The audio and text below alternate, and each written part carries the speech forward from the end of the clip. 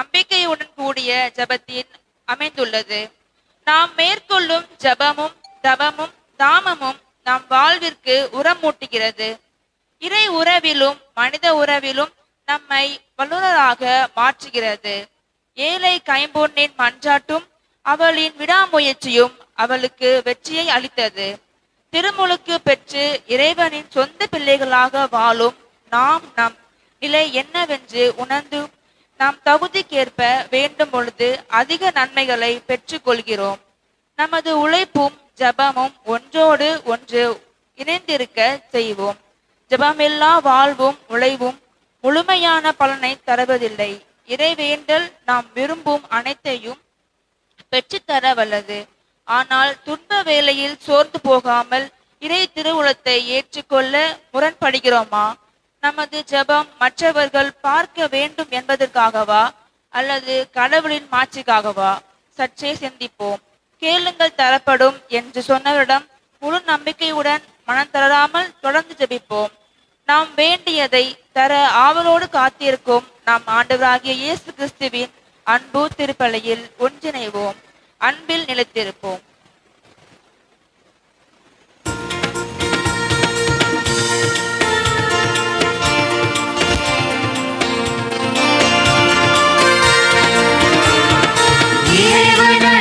நல்வலிதுவே இனிதாய் கலந்திடுவோம்.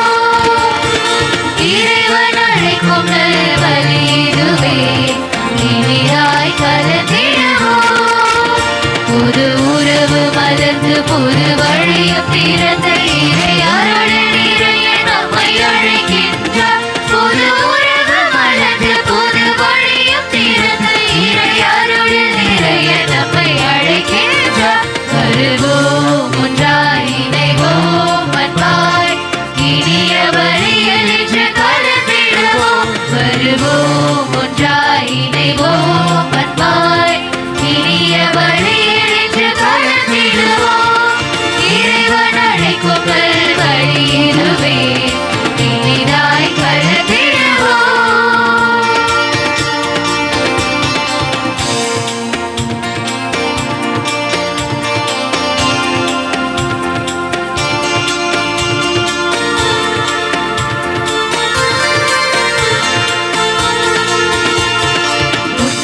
பலியும் இதுவே உயர்ந்த பலியும் இதுவே புனித பலியும் இதுவே புண்ணிய பலியும் இதுவே தெய்வ நன்மைகள் நிறைந்த பலி உண்மைகள் உணர்த்தும் பலி வல்லமை வழங்கும் பலி. வருவோம் புகழ்வோம் நன்மைகள் நிறைந்த பலி உண்மைகள் உணர்த்தும் பலி வல்லமை வழங்கும் பலி. வருவோம் புகழ்வோம் இறைவன் அழைக்கும் நல்வழி இதுவே இனிதாய் கலந்திடுவோம். தந்தை மகன் தூயாவியின் பெயராலே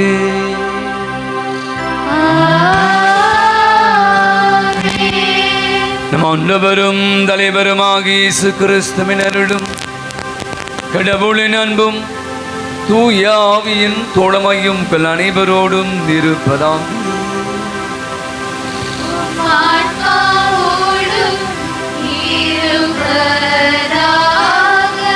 அன்புடைய திருவலியானது இருதய பாம்பு ஜெயசித்தங்கம் குடும்பத்தினர் பெற்றுக்கொண்ட அனைத்து நன்மைகளுக்கு நன்றியாகும். ஜெரான் சகாயம் மேரி ரம்யா குடும்பத்தின் நன்றி பலியாகும். ராஜு ஜூலியட் குடும்பத்தின் நன்றி பலியாகவும் கொடுக்கிறார். இந்த அருமையான குடும்பங்களின் நாளில் ஆண்டு விரைவாக ஆசீர்வதிக்க வேண்டும் என்று நம்ம அவர்களுக்காக ஜெபித்து பணியை கொடுப்போம். ஜான் சந்திரசேகர் நல்ல உடல் சுகம் பெற வேண்டும் என்ற சிறப்பான கருத்துக்காகவும் சரவணன் அவருடைய முதுகுவலி தலைவலி விரைவில் அவர்கள் விரைவில் நலம் பெற்று வீடு திரும்ப வேண்டும் என்றும் நாம் இவர்களுக்காக ஜெபிப்போம். அத்தனை பேருடைய உடல்நல குறைவுகளிலிருந்து ஆண்டவர்களுக்கு சுகம் தந்து அவர்களுக்கு அனைவருக்கும் நலமளிக்க வேண்டுமாய் மற்றும் ஆடுவோம். மேலும் திருப்பலி ஆனது உடைகளை வாழ்ந்து மறைத்து போன அக்னஸ் மேரி லூர்து மேரி இறந்த 2ஆம் ஆண்டு அருள் சவுதி பலேரியா மிக்கேல் இனசியா ஆகியோருடைய ஆண்மையை பாற்றுக்காக ஜெபிப்போம். அதனுடைய ஆன்மாக்களுக்கும் ஆண்டவர் நித்திய இளைப்பாற்றை தரும்படியாய் மன்றாடுவோம். அன்புக்குள்ளே என்று நாம் பொது காலத்தினுடைய 29வது ஞாயிறை கொண்டாட குழுமியிருக்கிறோம். நம்முடைய வாழ்விலே இந்த ஜெபம் என்பது எவ்வளவு இன்றியமையாதது என்பதை தான் இன்னைக்கு 3 வாசகங்கள் அழகாக நமக்கு எடுத்து சொல்கிறார். பல நேரங்களில் இன்னைக்கு நிறைய பேர் சொல்கிறேன், போங்க ஜெபம் ஜெபிக்கலாம், கடவுள் என்ன பண்ணுவாரா, ஜெபிச்சாதான் கொடுப்பாரா அப்படிலாம் இன்னைக்கு நிறைய பேர் வியாக்கியானம் அறிவுபூர்வமாக பேசி கொண்டிருப்பதாக இருக்கு. கடவுளுக்கும் எனக்குமான உறவு, கடவுளை நான் நம்புகிறேன் என்ற ஒரு அடிப்படையான ஒரு விஷயம் இந்த ஜெபம் என்ற அந்த வார்த்தையில் முடிஞ்சிச்சு.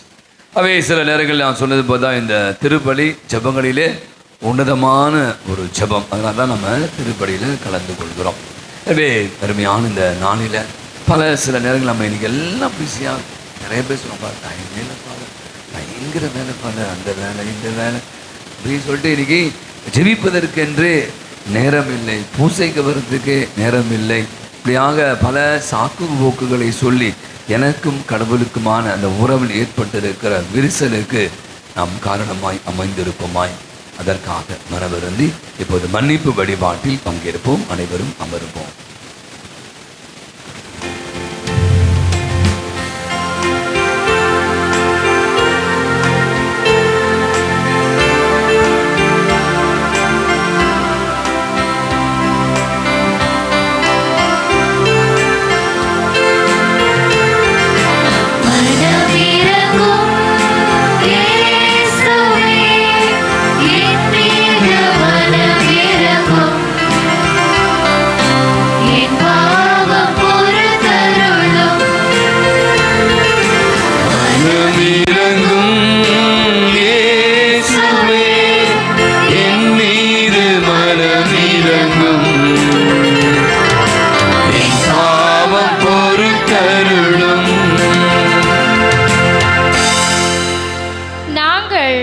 ஜெபம் பண்ணாமலும் ஜெபமாலை சொல்லாமலும் ஏற்ற காலத்தில் ஏற்ற வேலையை செய்யாமலும் திருப்பலியில் பங்கெடுக்காமலும் சோம்பி திரிந்து வாழ்நாளை கழித்து இக்கட்டான சூழ்நிலைகளில் மட்டும் ஆண்டவரிடம் மன்றாடி என் ஜெபம் கேட்கப்படவில்லையே என்று அழுது புலம்பிய தருணங்களுக்காக எங்களை மன்னியும் இறைவா.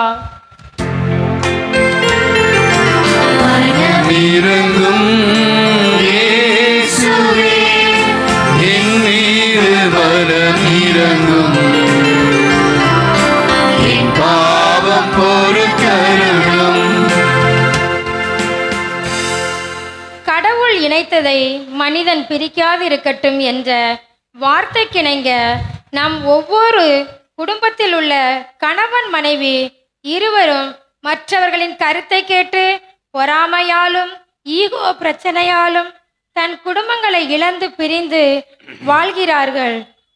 தன் கணவன், என் மனைவி, என் பிள்ளைகள் என்று யோசிக்காமல் சிறிய விஷயத்திற்காக அதை இழந்து வாழ்ந்த தருணங்களுக்காக இறைவா எங்களை மன்னியும்.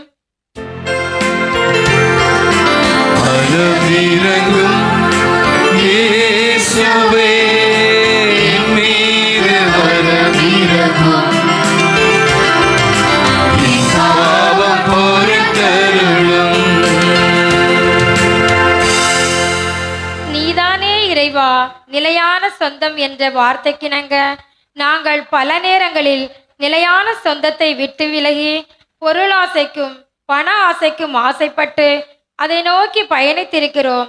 அதிலே மூழ்கி பல நேரங்களில் வாழ்க்கையை கூட இழந்திருக்கிறோம். நிலையான சொந்தத்தை இழந்த பாவ வாழ்க்கையில் நுழைந்த தருணங்களுக்காக இறைவா எங்களை மன்னியும்.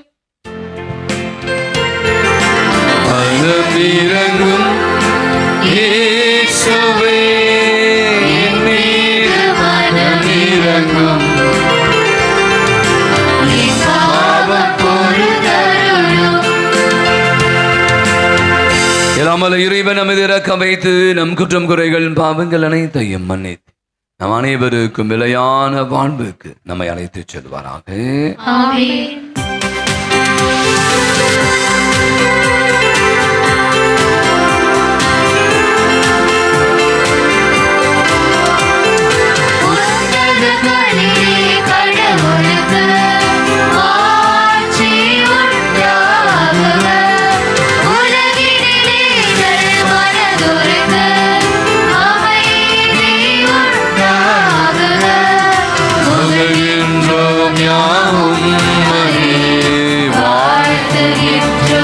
இறைவனே உமக்கு ஆராதனை குறித்த உம்மை மாட்சிப்படுத்துகின்றோம் யாம். உமது மேலான மாட்சியின் பொருட்டு உமக்கு நன்றி கூறுகின்றோம்.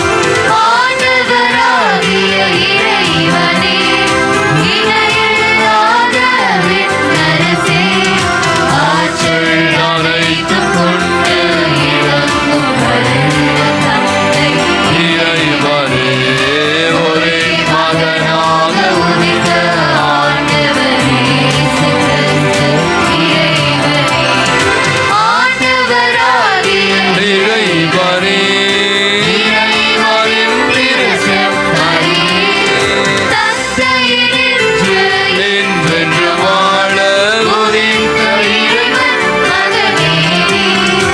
உலகின் பாவம் போக்குபவரே, நீரின் மீது இறங்குதே உலகின் பாவம் போக்குபவரே, எங்கள் மன்றாட்டை ஏற்றருளும்.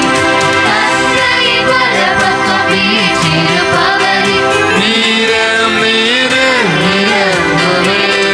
இயேசு கிறிஸ்துவே, நீரொருவரே தூயவர் நீரொருவரே ஆண்டவர் நீரொருவரே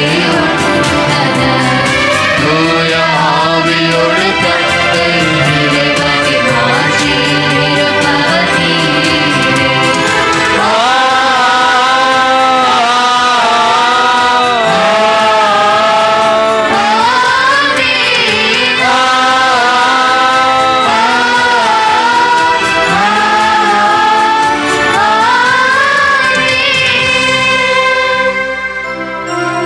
மன்றாடுவோமாக. நம் அனைவரும் கண்களை மூடுவோம். ஜெபம் எவ்வளவு வல்லமையானது!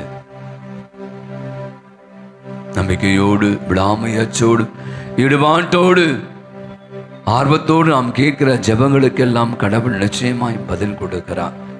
வேதைய நம்பிக்கை நமது உள்ளத்தின் வாஞ்சுகளை அவருடைய பாதத்தில் ஒப்பு கொடுத்து இந்த அற்புதமான திருபலி நமக்கு அளவற்ற ஆசிரியை பெற்றுத் தர வேண்டும் என்று ஜெபிப்போம்.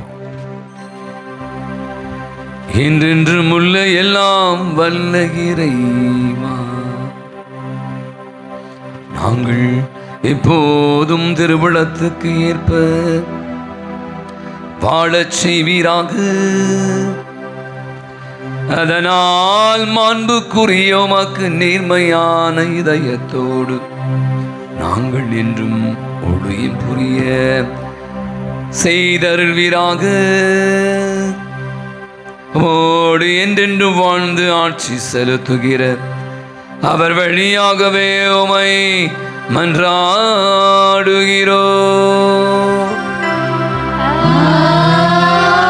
அனைவரும் நிற்போம். இறை வார்த்தை வழிபாடு.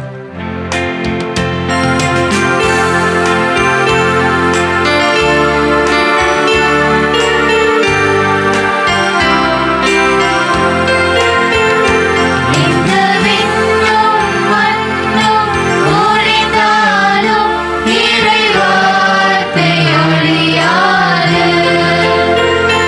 இந்த விண்ணும் மண்ணும் ஒழிந்தாலும் இறைவார்த்தை ஒழியாது.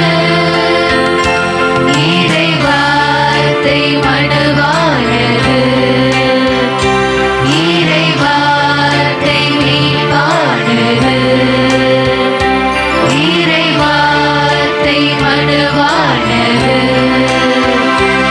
இறைவார்த்தை மீட்பானது.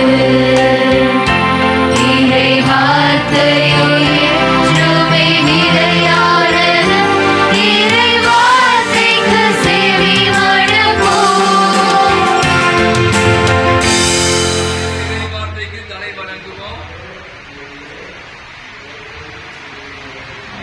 இஸ்ரேல் மக்களை எகிப்திலிருந்து பேராற்றலோடு மோசையின் மூலம் அழைத்து வந்த வல்லவராம் இறைவனின் பேரிரக்கத்தை நாம் இங்கு காண்கிறோம். மோசே தன் கைத்தடியை உயர்த்தி ஜெபித்தார். அவரின் ஜெபம் இஸ்ரேல் மக்களுக்கு வலிமையை தந்தது. நம்பிக்கையுடன் கூடிய நமது ஜெபம் நாம் கேட்பதற்கும் மேலான வரங்களை நமக்கு தர வல்லது. நம்பிக்கையில் சோர்ந்து விடாமல் நம் மனங்களை இறைவனிடம் உயர்த்துவோம் என்று கூறும் இறை வார்த்தைக்கு கவனமுடன் முதல் செவிமடுப்போம். வாசகம். மோசே தம் கையை உயர்த்தியிருக்கும் போதெல்லாம் இஸ்ரவேலர் வெற்றி அடைந்தனர். விடுதலை பயண நூலிலிருந்து வாசகம். அதிகாரம் 17, இறை வார்த்தைகள் 8 முதல் 13 முடிய. அந்நாட்களில் அமலேக்கியர் ரபிதிமில் இஸ்ரவேலரை எதிர்த்து போரிட வந்தனர். மோசே யோசுவாவை நோக்கி, நம் சார்பில் தேவையான ஆட்களை தேர்ந்தெடு. நாளை நீ போய் அமலேக்கியரை எதிர்த்து போரிடு. நான் கடவுளின் கோலை கையில் பிடித்தவாறு குன்றின் உச்சியில் நின்று கொள்வேன் என்றார். அமலேக்கியரை எதிர்த்து போரிட மோசே கூறியவாறு யோசுவா செய்யவே, மோசே, ஆரோன், கூர் என்பவர்கள் குன்றின் உச்சிக்கு ஏறி சென்றனர். மோசே தம் கையை உயர்த்தியிருக்கும் போதெல்லாம் இஸ்ரவேலர் வெற்றி அடைந்தனர். அவர் தம் கையை தளரவிட்ட போதெல்லாம் அமலேக்கியர் வெற்றி அடைந்தனர். மோசேயின் கைகள் தளர்ந்து போயின. அப்போது அவர்கள் கல்லொன்றை அவருக்கு பின்புறமாக வைக்க அவர் அதன் மேல் அமர்ந்தார். அவர் கைகளை ஆரோன் ஒரு பக்கமும் கூர் மறுபக்கமுமாக தாங்கிக் கொண்டனர். இவ்வாறாக அவர் கைகள் கதிரவன் மறையும் வரை ஒரே நிலையில் இருந்தன. யோசுவா அமலேக்கையும் அவனுடைய மக்களையும் வாளுக்கிரையாக்கி முறியடித்தார். ஆண்டவரின் அருள்வாக்கு. இறைவனுக்கு நன்றி.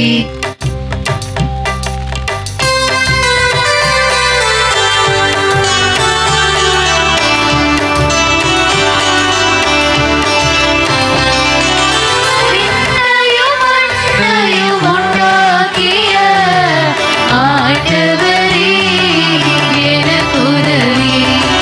விண்ணையும் மண்ணையும் உண்டாக்கிய ஆண்டவரே எனக்கு உதவி. மலைகளை நோக்கி என் கண்களை உயர்த்துகின்றேன். எங்கிருந்து எனக்கு உதவி வரும்? விண்ணையும் மண்ணையும் உண்டாக்கிய ஆண்டவரிடமிருந்தே எனக்கு உதவி வரும். பல்லவி.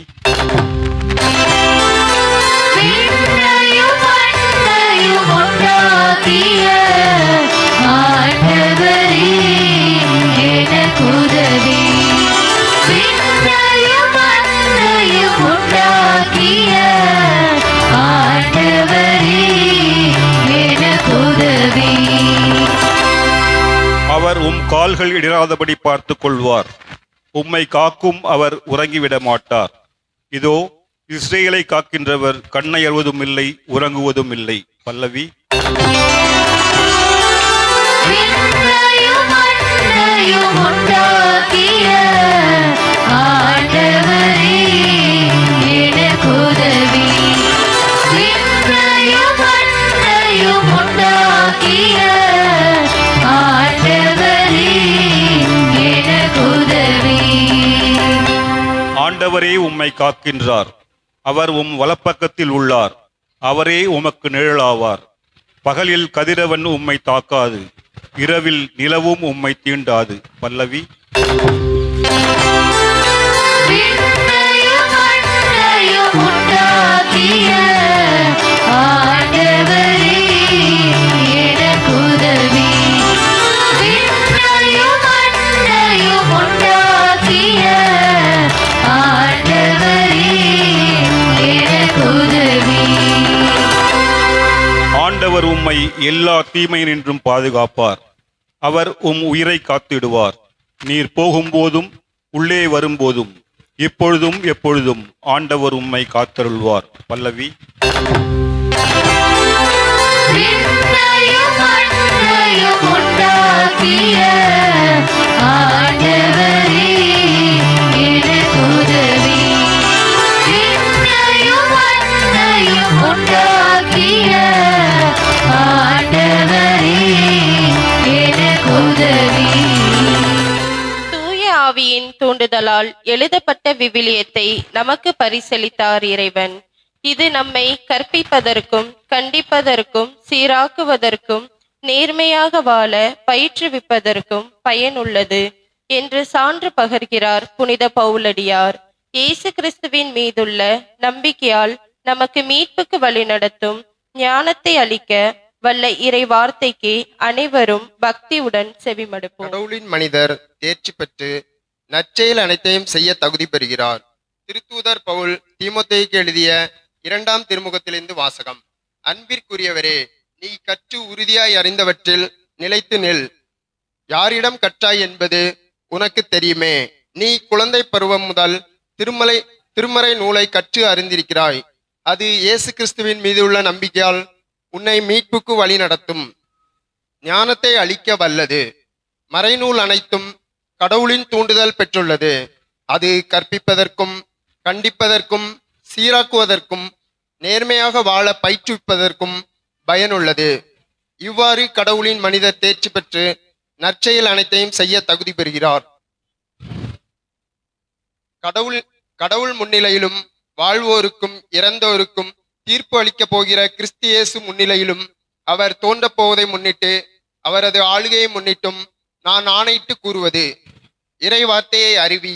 வாய்ப்பு கிடைத்தாலும் கிடைக்காவிட்டாலும் இதை செய்வதில் நீ கருத்தாயிரு. கண்டித்து பேசு, கடிந்துகொள், அறிவுரை கூறு, மிகுந்த பொறுமையோடு கற்றுக்கொடு. இது ஆண்டவரின் அருள்வாக்கு. இறைவனுக்கு நன்றி.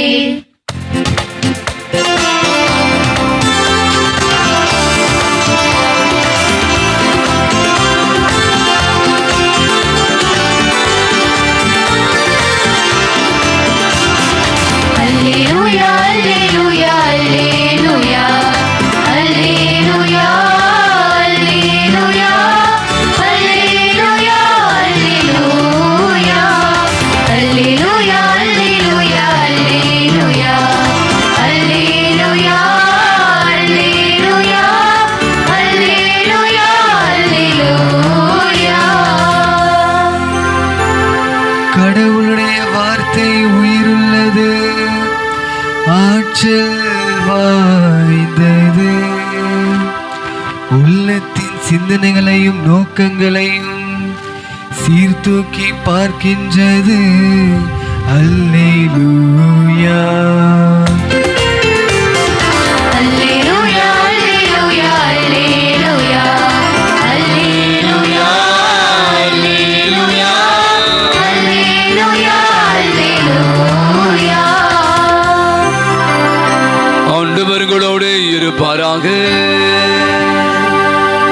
உம் ஆன்மாவோடும் இருப்பாராக.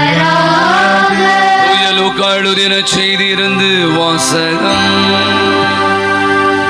ஆண்டவரே, மாட்சி உமக்கே.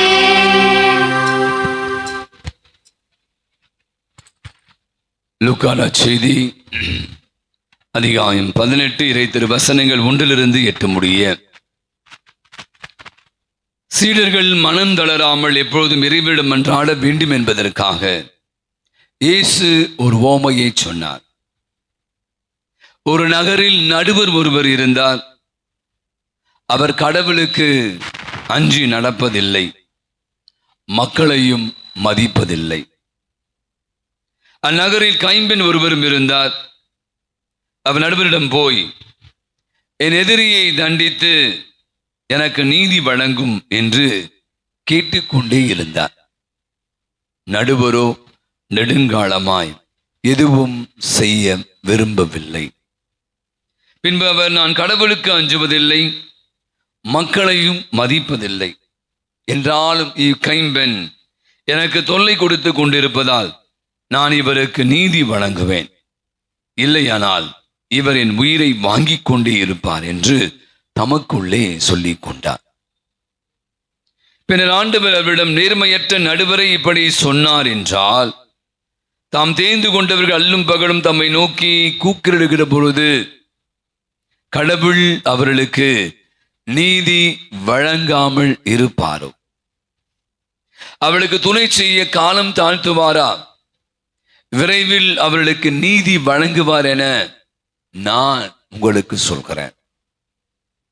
ஆயினும் மானிட மகன் வருகிற போது மண்ணுலகில் நம்பிக்கை காண்பாரோ என்றார். ஆண்டவரின் அருள்வாக்கு. கிறிஸ்துவே உமக்கு புகழ். நம் வாழ்கிற இந்த காலம் நிறைய புதிய கண்டுபிடிப்புகள் நாளுக்கு நாள். நீங்க பார்த்தீங்கன்னா இப்போ படிப்பெல்லாம் கூட ஒன்றும் இன்ஜினியரிங் சொல்றாங்க, நிறைய படிக்கிறான். இப்போ நிறைய இப்போ ஆர்டிஃபிஷியல் அதெல்லாம் அவுடேட்டட் ஆச்சு. இப்போ அதுக்கப்புறமா அடுத்தது போயிடணும். இன்னும் போக போக பார்த்தீங்கன்னா நிறைய புதிய புதிய புதிய புதிய கண்டுபிடிப்புகள் புரட்சிகள் ஏற்படுத்தி கொண்டிருப்பதை பார்க்கும். வாட்ஸ்அப் அப்படின்னு ஒன்று இருந்துச்சு, எல்லாம் இப்போ அதுக்கு பதிலாக அரட்டை அப்படின்னு ஒரு சோகோ ஒரு செயலியை உருவாக்கிட்டாங்க. இப்போ நிறைய அப்ளிகேஷன்ஸ், நிறைய விஷயங்கள் பார்த்தீங்கன்னா சின்ன சின்ன பசங்க கூட நிறைய புதுசு புதுசாக இப்போ கண்டுபிடிக்கிற ஒரு உலகத்தில் இருக்கிறோம். என்ன பிரச்சனை அப்படின்னா, நிறைய நேரங்களில் பார்த்தீங்கன்னா இப்போது நமக்கு நம்முடைய பிள்ளைகள்லாம் ஐஐடி படிக்கணும், நீட் படிக்கணும், டாக்டர் ஆகணும், ஜெய் போகணும், இது மாதிரி எல்லாம் நிறைய கனவுகள். நேற்று தினம் கூட நான் ஒரு வீடியோ பார்த்து கொண்டு இருந்தேன், நீயா நானா. அதில் ஒன்று சொல்கிறான், இந்த ப்ரைவேட் ஸ்கூலை பற்றி சொல்லிட்டு அப்புறம் வரேன், பாயிண்ட்டுக்கு வரேன். Government school, private school. Government ஸ்கூலுக்கு உங்களுக்கு தெரியும், இந்த ஆண்டு நம்முடைய தமிழகத்தில் சேர்ந்தவங்க 40,000 கோடி இந்தியாவே கொடுக்கல கல்விக்கு என்று. 40,000 வெறுமே ஸ்கூலில், மற்ற எல்லாத்துக்கும் சேர்த்து தான் கல்விக்காக அவ்வளோ செலவழித்து நிறைய மாற்றங்களை கொண்டு வந்து.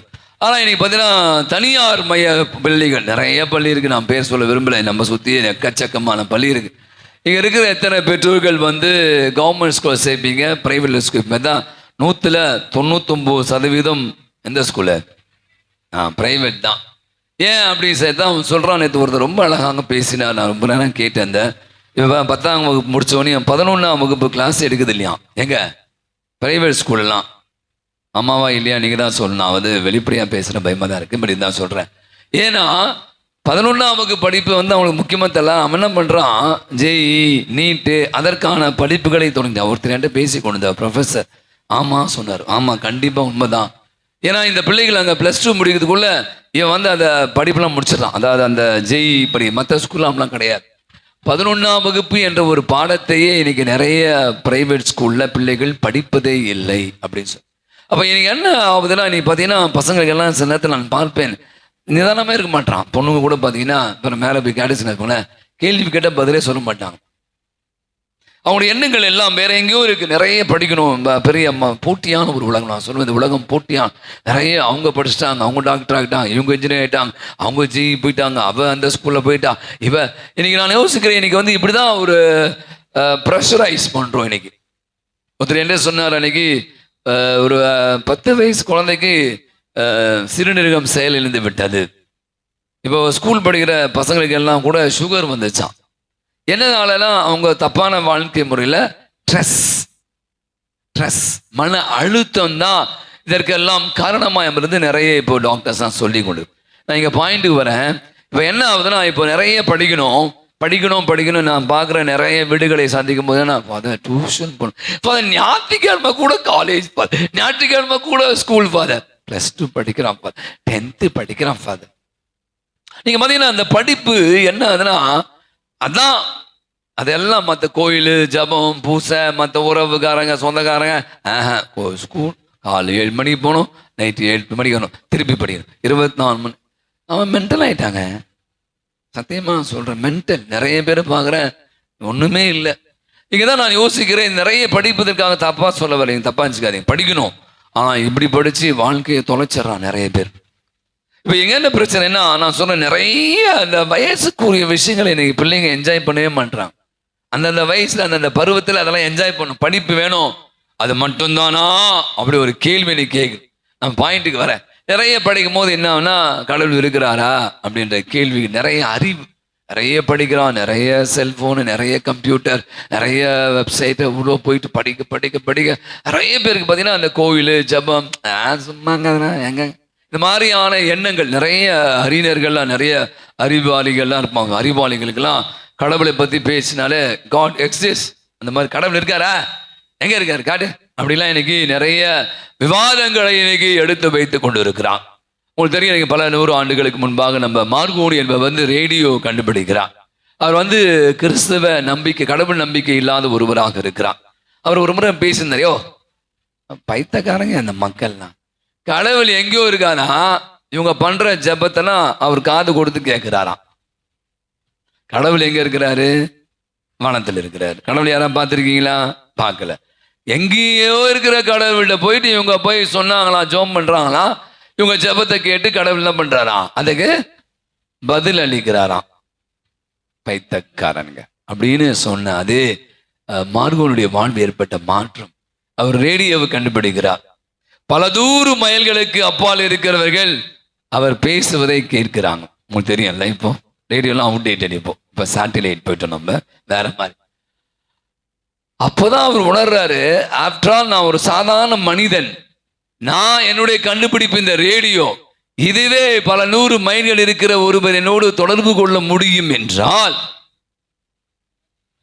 பல 1000 மைல்கள் தள்ளி இருக்கிற கடவுள் ஏன் என் ஜெபத்தை கேட்க கூடாது என்று சொல்கிறார். பிரியமானவர்களே, இன்னைக்கு ரொம்ப அழகான அந்த 3 வாசகங்களை கூட்டி கழிச்சு பார்த்தா ஒன்னே ஒண்ணுதான் மைய செய்தி. இன்னைக்கு நான் சொன்னேன், ஜெபம். ஜெபம் நமக்கு அவசியமா அப்படி ஒரு கேள்வியை இன்னைக்கு நம்ம கேட்கும் போது நிறைய பேர் சொல்றான், நிறைய எவ்வளோ ஜெபம் பண்ணியிருக்கேன்ப்பா, ஆனா அந்த கடவுளுக்கு காது இருக்கா தெரியல. அவர் சொன்னாரு, எங்கேயோ இருக்க கடவுள் காது எங்க இருக்குங்க, பக்கத்துல இருந்து கூப்பிட்டாலே கண்ணு காது கேட்க மாட்டேன். சில பேருக்கு இப்பெல்லாம் ஃபுல்லா ஏற்பாடு வச்சுக்கிட்டு அது சொல்றாங்க நிறைய பேர், அது போடாதீங்க, நான் கூட யூஸ் பண்ணேன், இப்போ யூஸ் பண்றதில்ல, சீக்கிரமா உங்களுக்கு காசு விடாதுமா. நிறைய டாக்டர் சொல்றாங்க, நீங்க அதுவும் நிறைய பாடல்கள்லாம் கேட்கும் போதோ நமக்கு செவிப்பறை எல்லாம் போயிட்டு இந்த ஏற்பாடு பற்றி சொல்றாங்க. சில பேர் செத்தே போயிட்டாங்க, ரோட்ல போகும்போது அதை கேட்க மாட்டேந்து அடிச்சுலாம் நிறைய பேர் இன்னைக்கு காலி ஆயிட்டான். அப்ப சொல்றாங்க, இன்னைக்கு கடவுள் எங்கேயோ இருக்கிற கடவுள் நமக்கு எப்படி செவி சாய்க்கிறான். அப்ப இந்த கேள்விக்கு தான் இன்னைக்கு இன்னைக்கு 3 மாசங்கள் நமக்கு பதிலாக அமைவதை பார்க்கிறோம். என்னுடைய ஒரு கேள்வி மட்டும் இப்படி யோசிச்சு கொண்டு இருந்தேன். பல முறை நீங்களும் நானும் கூட ஜபிக்கிறோம். சில பேர் சொல்லுவாங்க, கடமைக்காக ஜபிக்கணுமே, ஞாயிற்றுக்கிழமை ஒரு பூசைக்கு போனோமே, அங்கே உட்காந்து செல்போன் நோண்டிப்பாங்க. பின்னாடி பக்கம் பார்த்தீங்கன்னா நிறைய பேர் சும்மா ஒரு பூசை, பாதிரி ஏதாவது சொல்ல வேலை விடுங்க, நமக்கு செல்போன் தான் 24/7. அவங்களுக்கு தான் ஒரு கடமை, சும்மா நின்றுட்டு கதை பேசிட்டு அங்கே பார்த்து சிரிச்சுக்கிட்டு பராக்கு பார்த்துட்டு. அப்போ இப்படியானவர்களுடைய வாழ்வில் இந்த ஜெபம் ஏன் செயல்படாது? கண்டிப்பா செயல்படவே படாது. ஆனா இன்னொரு பக்கம் நான் சொல்லி பார்க்கிறேன், இந்த ஜெபம் எவ்வளவு வலிமையானது அப்படி என்றால், நீங்க நம்பிக்கையோடு, விடாமுயற்சியோடு, ஆர்வத்தோடு, தாகத்தோடு நீங்க ஜெபிக்கிற போது அந்த ஜெபத்திற்கு நிச்சயமாய் பலன் கிடைக்கிறது. இன்னைக்கு நம்ம நிறைய வீடுகளில் பார்த்தீங்கன்னா, ஒரு காலத்தில் அழகாய் சொன்னாரு, நம்ம சொந்தக்காரெல்லாம் இப்போ தீபாவளியெல்லாம் வருது, போயிட்டு எல்லாம் போருக்கெல்லாம் போயிருப்பாங்க சொந்தக்காரங்க. அல்ல உங்கள் வீட்டுக்கு நிறைய சொந்தக்காரங்க வந்திருப்பாங்க. நம்மளாம் எதை விட்டுட்டு செல்வோம் அப்படின்னா, ஒரு காலம் சொல்லுவாங்க மெமரிஸ், அதாவது நம்முடைய நினைவுகளை. நான் வந்தப்போ ஞாபகம் இருந்துச்சுல, அப்போ டிவிலாம் வாங்கணும், நம்ம எல்லாம் உட்காந்து சேர்ந்து சாப்பிட்டோம், பட்டாசு வெடித்தோம். இப்போ தீபாவளியை பற்றி நிறைய ரைட்டப்லாம் போடுறாங்க டிஜிட்டல் மீடியாவில். அப்போ சொல்லுவாங்க, நாங்கள்லாம் ஒன்றா சேர்ந்து எப்படி பண்ணோம், வெளியே போனோம், அப்படி அந்த பட்டாசு வெடிச்சது, இந்த வடை சாப்பிட்டது, இதையெல்லாம் ஒரு காலத்தில் விட்டு சென்ற நினைவுகள். இப்போ என்னதை விட்டு சொல்றாங்க தெரியுமா? என்ன விட்டு செல்றாங்களா? சார்ஜர் வரும்போது கையோட மடிக்கணடி லேப்டாப் எடுத்து வந்துடுறாங்க, ஐபோன் எடுத்து வந்துடுறாங்க, அப்புறம் டேப்லெட், அந்த என்ன சொல்றீங்க, டேப்லெட் தானே, டேப் எடுத்து கையோட வந்துடுறாங்க. வரும்போது ஏன்னா 3 நாள் லீவ்ல வந்துட்டு, என்ன வச்சிருக்கீங்க? ஐபோன் சார்ஜர் இருக்கா? ஐபோன் சார்ஜரு இல்லையா? அந்த சார்ஜர் இருக்கா? மின்னேற்றிகள் சொல்றான் தமிழ்ல, ரொம்ப அழகான மாதிரி, மின்னேற்றிகள். இப்போது அவர்கள் நான் சொன்ன பழைய காலத்துல நினைவுகளை விட்டு சென்றார்கள். மெமரிஸ், பியூட்டிஃபுல் மெமரிஸ், நிறைய விளையாடுனது, சாப்பிட்டது, பழகியது, ஆட்டம் போட்டது, கதை பேசினது, பொம்பளைலாம் ஒரு பக்கம் உட்காந்து, ஆம்பளைலாம் உட்காந்துட்டு வேற மாதிரி இருந்தெல்லாம் போயிட்டு இன்னைக்கு சார்ஜர் இருக்கா? நான் வரும்போது சார்ஜரை மிஸ் பண்ணிட்டேன், தயவுசெய்து சார்ஜர் கொடுங்க அவசரத்துல. ஆனா இந்த சாதாரண சார்ஜர் என்ன பண்ணுது? அந்த மடிக்கணினிக்கும் அந்த டேபுக்கும் அந்த ஐபோனுக்கும் என்ன பண்ணுது? ஆற்றலை கொடுக்கிறது. நீங்க சார்ஜ் பண்ணனா நம்மளால வேலை செய்ய முடியாதுல்ல. நான் இன்னைக்கு ஜெபத்தை கூட இப்படிதான் பார்க்க ஆசைப்படுகிறேன். ஒரு மின் ஏற்றி சார்ஜர். எப்படி சார்ஜர்? நீங்க பாத்தீங்கன்னா இன்னைக்கு முதல் மாசம் ரொம்ப அழகான ஒரு விஷயம். நீண்ட விஷயம் நான் குறைஞ்சி சொல்றேன். பார்த்தீங்கன்னா அந்த மக்கள் வந்து இஸ்ராயல் மக்கள் விடுதலை பெற்று செங்கடலை கடந்து யோசுவா, மோசேக்கு வயசாயிடுச்சு, யோசுவா வழி நடத்தி கொண்டு இருக்கிறார். இவங்க பாலை நிலத்தை நோக்கி பயணிக்கிறாங்க. இப்போ பார்த்தீங்கன்னா இப்போ ரொம்ப அழகான காட்சி. இப்போ நீங்கள் இப்போ வந்து வேற இவங்க ஒரு இடத்துல இருந்து இன்னொரு இடத்துக்கு போகிறாங்க. இவங்க டெரிட்டரி, அது எல்லை, அவங்க எல்லை இல்லை. அவங்க போகிற பாதை வேற ஒருத்தன் இருக்கான். அவன் யாருன்னா அமலேக்கியர். அவங்க வந்து நாடோடிகள். நீங்க புரிஞ்சுக்கணும் இந்த பேக்ரவுண்ட. நாடோடிகள் பயங்கர வலிமை வாய்ந்தவர்கள். இப்போ உங்க சொல்லுவானே, இந்த ரோட்டு வழியா போகக்கூடாது, இது ஏன் ஏரியா சுத்தின் பட, ஏன் வழியா ஏன் போற நீ, அப்படிலாம் இன்னைக்கு சண்டை போடுவான். பார்த்தீங்கன்னா ரோடு சண்டை, இட சண்டைக்காக. அதே சூழ்நிலை தான் வந்து அமலேக்கியர் இருக்கிறாங்க. இந்த இஸ்ராயலை பத்தி யோசிங்க அப்படின்னா 400 வருடங்கள் அவங்க என்ன வேலை செஞ்சாங்க? கரெக்டா சொன்னீங்க. செங்கல் சூளையில வேலை செஞ்சவங்க. 400 வருடங்களாக செங்கல் சூளையில வேலை செஞ்சவங்க. இங்க போகும்போது பாத்தீங்கன்னா அவங்க எதிர்க்கிறான். இவங்க வந்து அவங்கள்ட்ட போராடணும். இதுல யார் கொஞ்சம் நல்லா சண்டை போடுவானா? யோசுவா. மற்றபடி ஒரு 2-3 பேர் குச்சையும் மட்டையை வச்சிருக்காங்க. மற்ற அத்தனை பேருக்குமே அவனுக்குமே என்ன பண்ண போரிட தெரியாது. நீங்க காந்தார படம் மாதிரிலாம் போட்டுக்கிட்டு சண்டை போடுற மாதிரிலாம் கிடையாது. மாறாக நீங்க பாத்தீங்கன்னா இவங்களை வச்சுதான் சொல்றாரு, தேர்ந்தெடு சொல்றாரு. யாரு? மோசே சொல்றாரு, தேர்ந்தெடு அப்படின்றார். ஆனா இவங்க போரிட போகணும், ஏன்னா அந்த பக்கம் போயாகணும், அவங்களை வெற்றி கொள்ளணும், ஏன்னா அவங்க பயங்கர வலிமை வாய்ந்தவர்கள். அப்பதான் ட்விஸ்ட் இங்க ரொம்ப அழகாக யோசுவா, கூர், ஆரோன், அப்புறமா மோசே இவங்க எல்லாம் அப்படியே ஒரு மலை மேல போறாங்க. அவர் கண்டுபிடிக்கிறார் எங்க எப்படி வெற்றி பெற முடியும் என்பதுடைய விளைவை தான் முதல் மாசம் மிக தெளிவா கைகளை உயர்த்தி ஜெபிக்கிறார். கையை உயர்த்துறார். வசனம் அழகாய் சொல்கிறது, எப்பெல்லாம் மோசே கையை உயர்த்தினாரோ அப்பெல்லாம் அமலேக்கியர்கள் தோற்கப்பட்டார்கள், இஸ்ராயல் வெற்றி பெற்றார்கள். நீங்க கூட சொல்லுங்களேன், இவ்வளவு நேரம் தூக்கலாம், 5 நிமிஷம் 10 நிமிஷம் ½ தூக்கலாம். அந்த அம்மா என்னால் தூக்க முடியாது. அதுதான் இந்த 2 ஷோல்டரும் போயிடும் பாருங்களேன். அப்பதான் நீங்க பாத்தீங்கன்னா எப்பெல்லாம் இவர் கையை கீழே விட்டா அப்பெல்லாம் யார் தோத்தா? இஸ்ராயல் தோத்துட்டாங்க.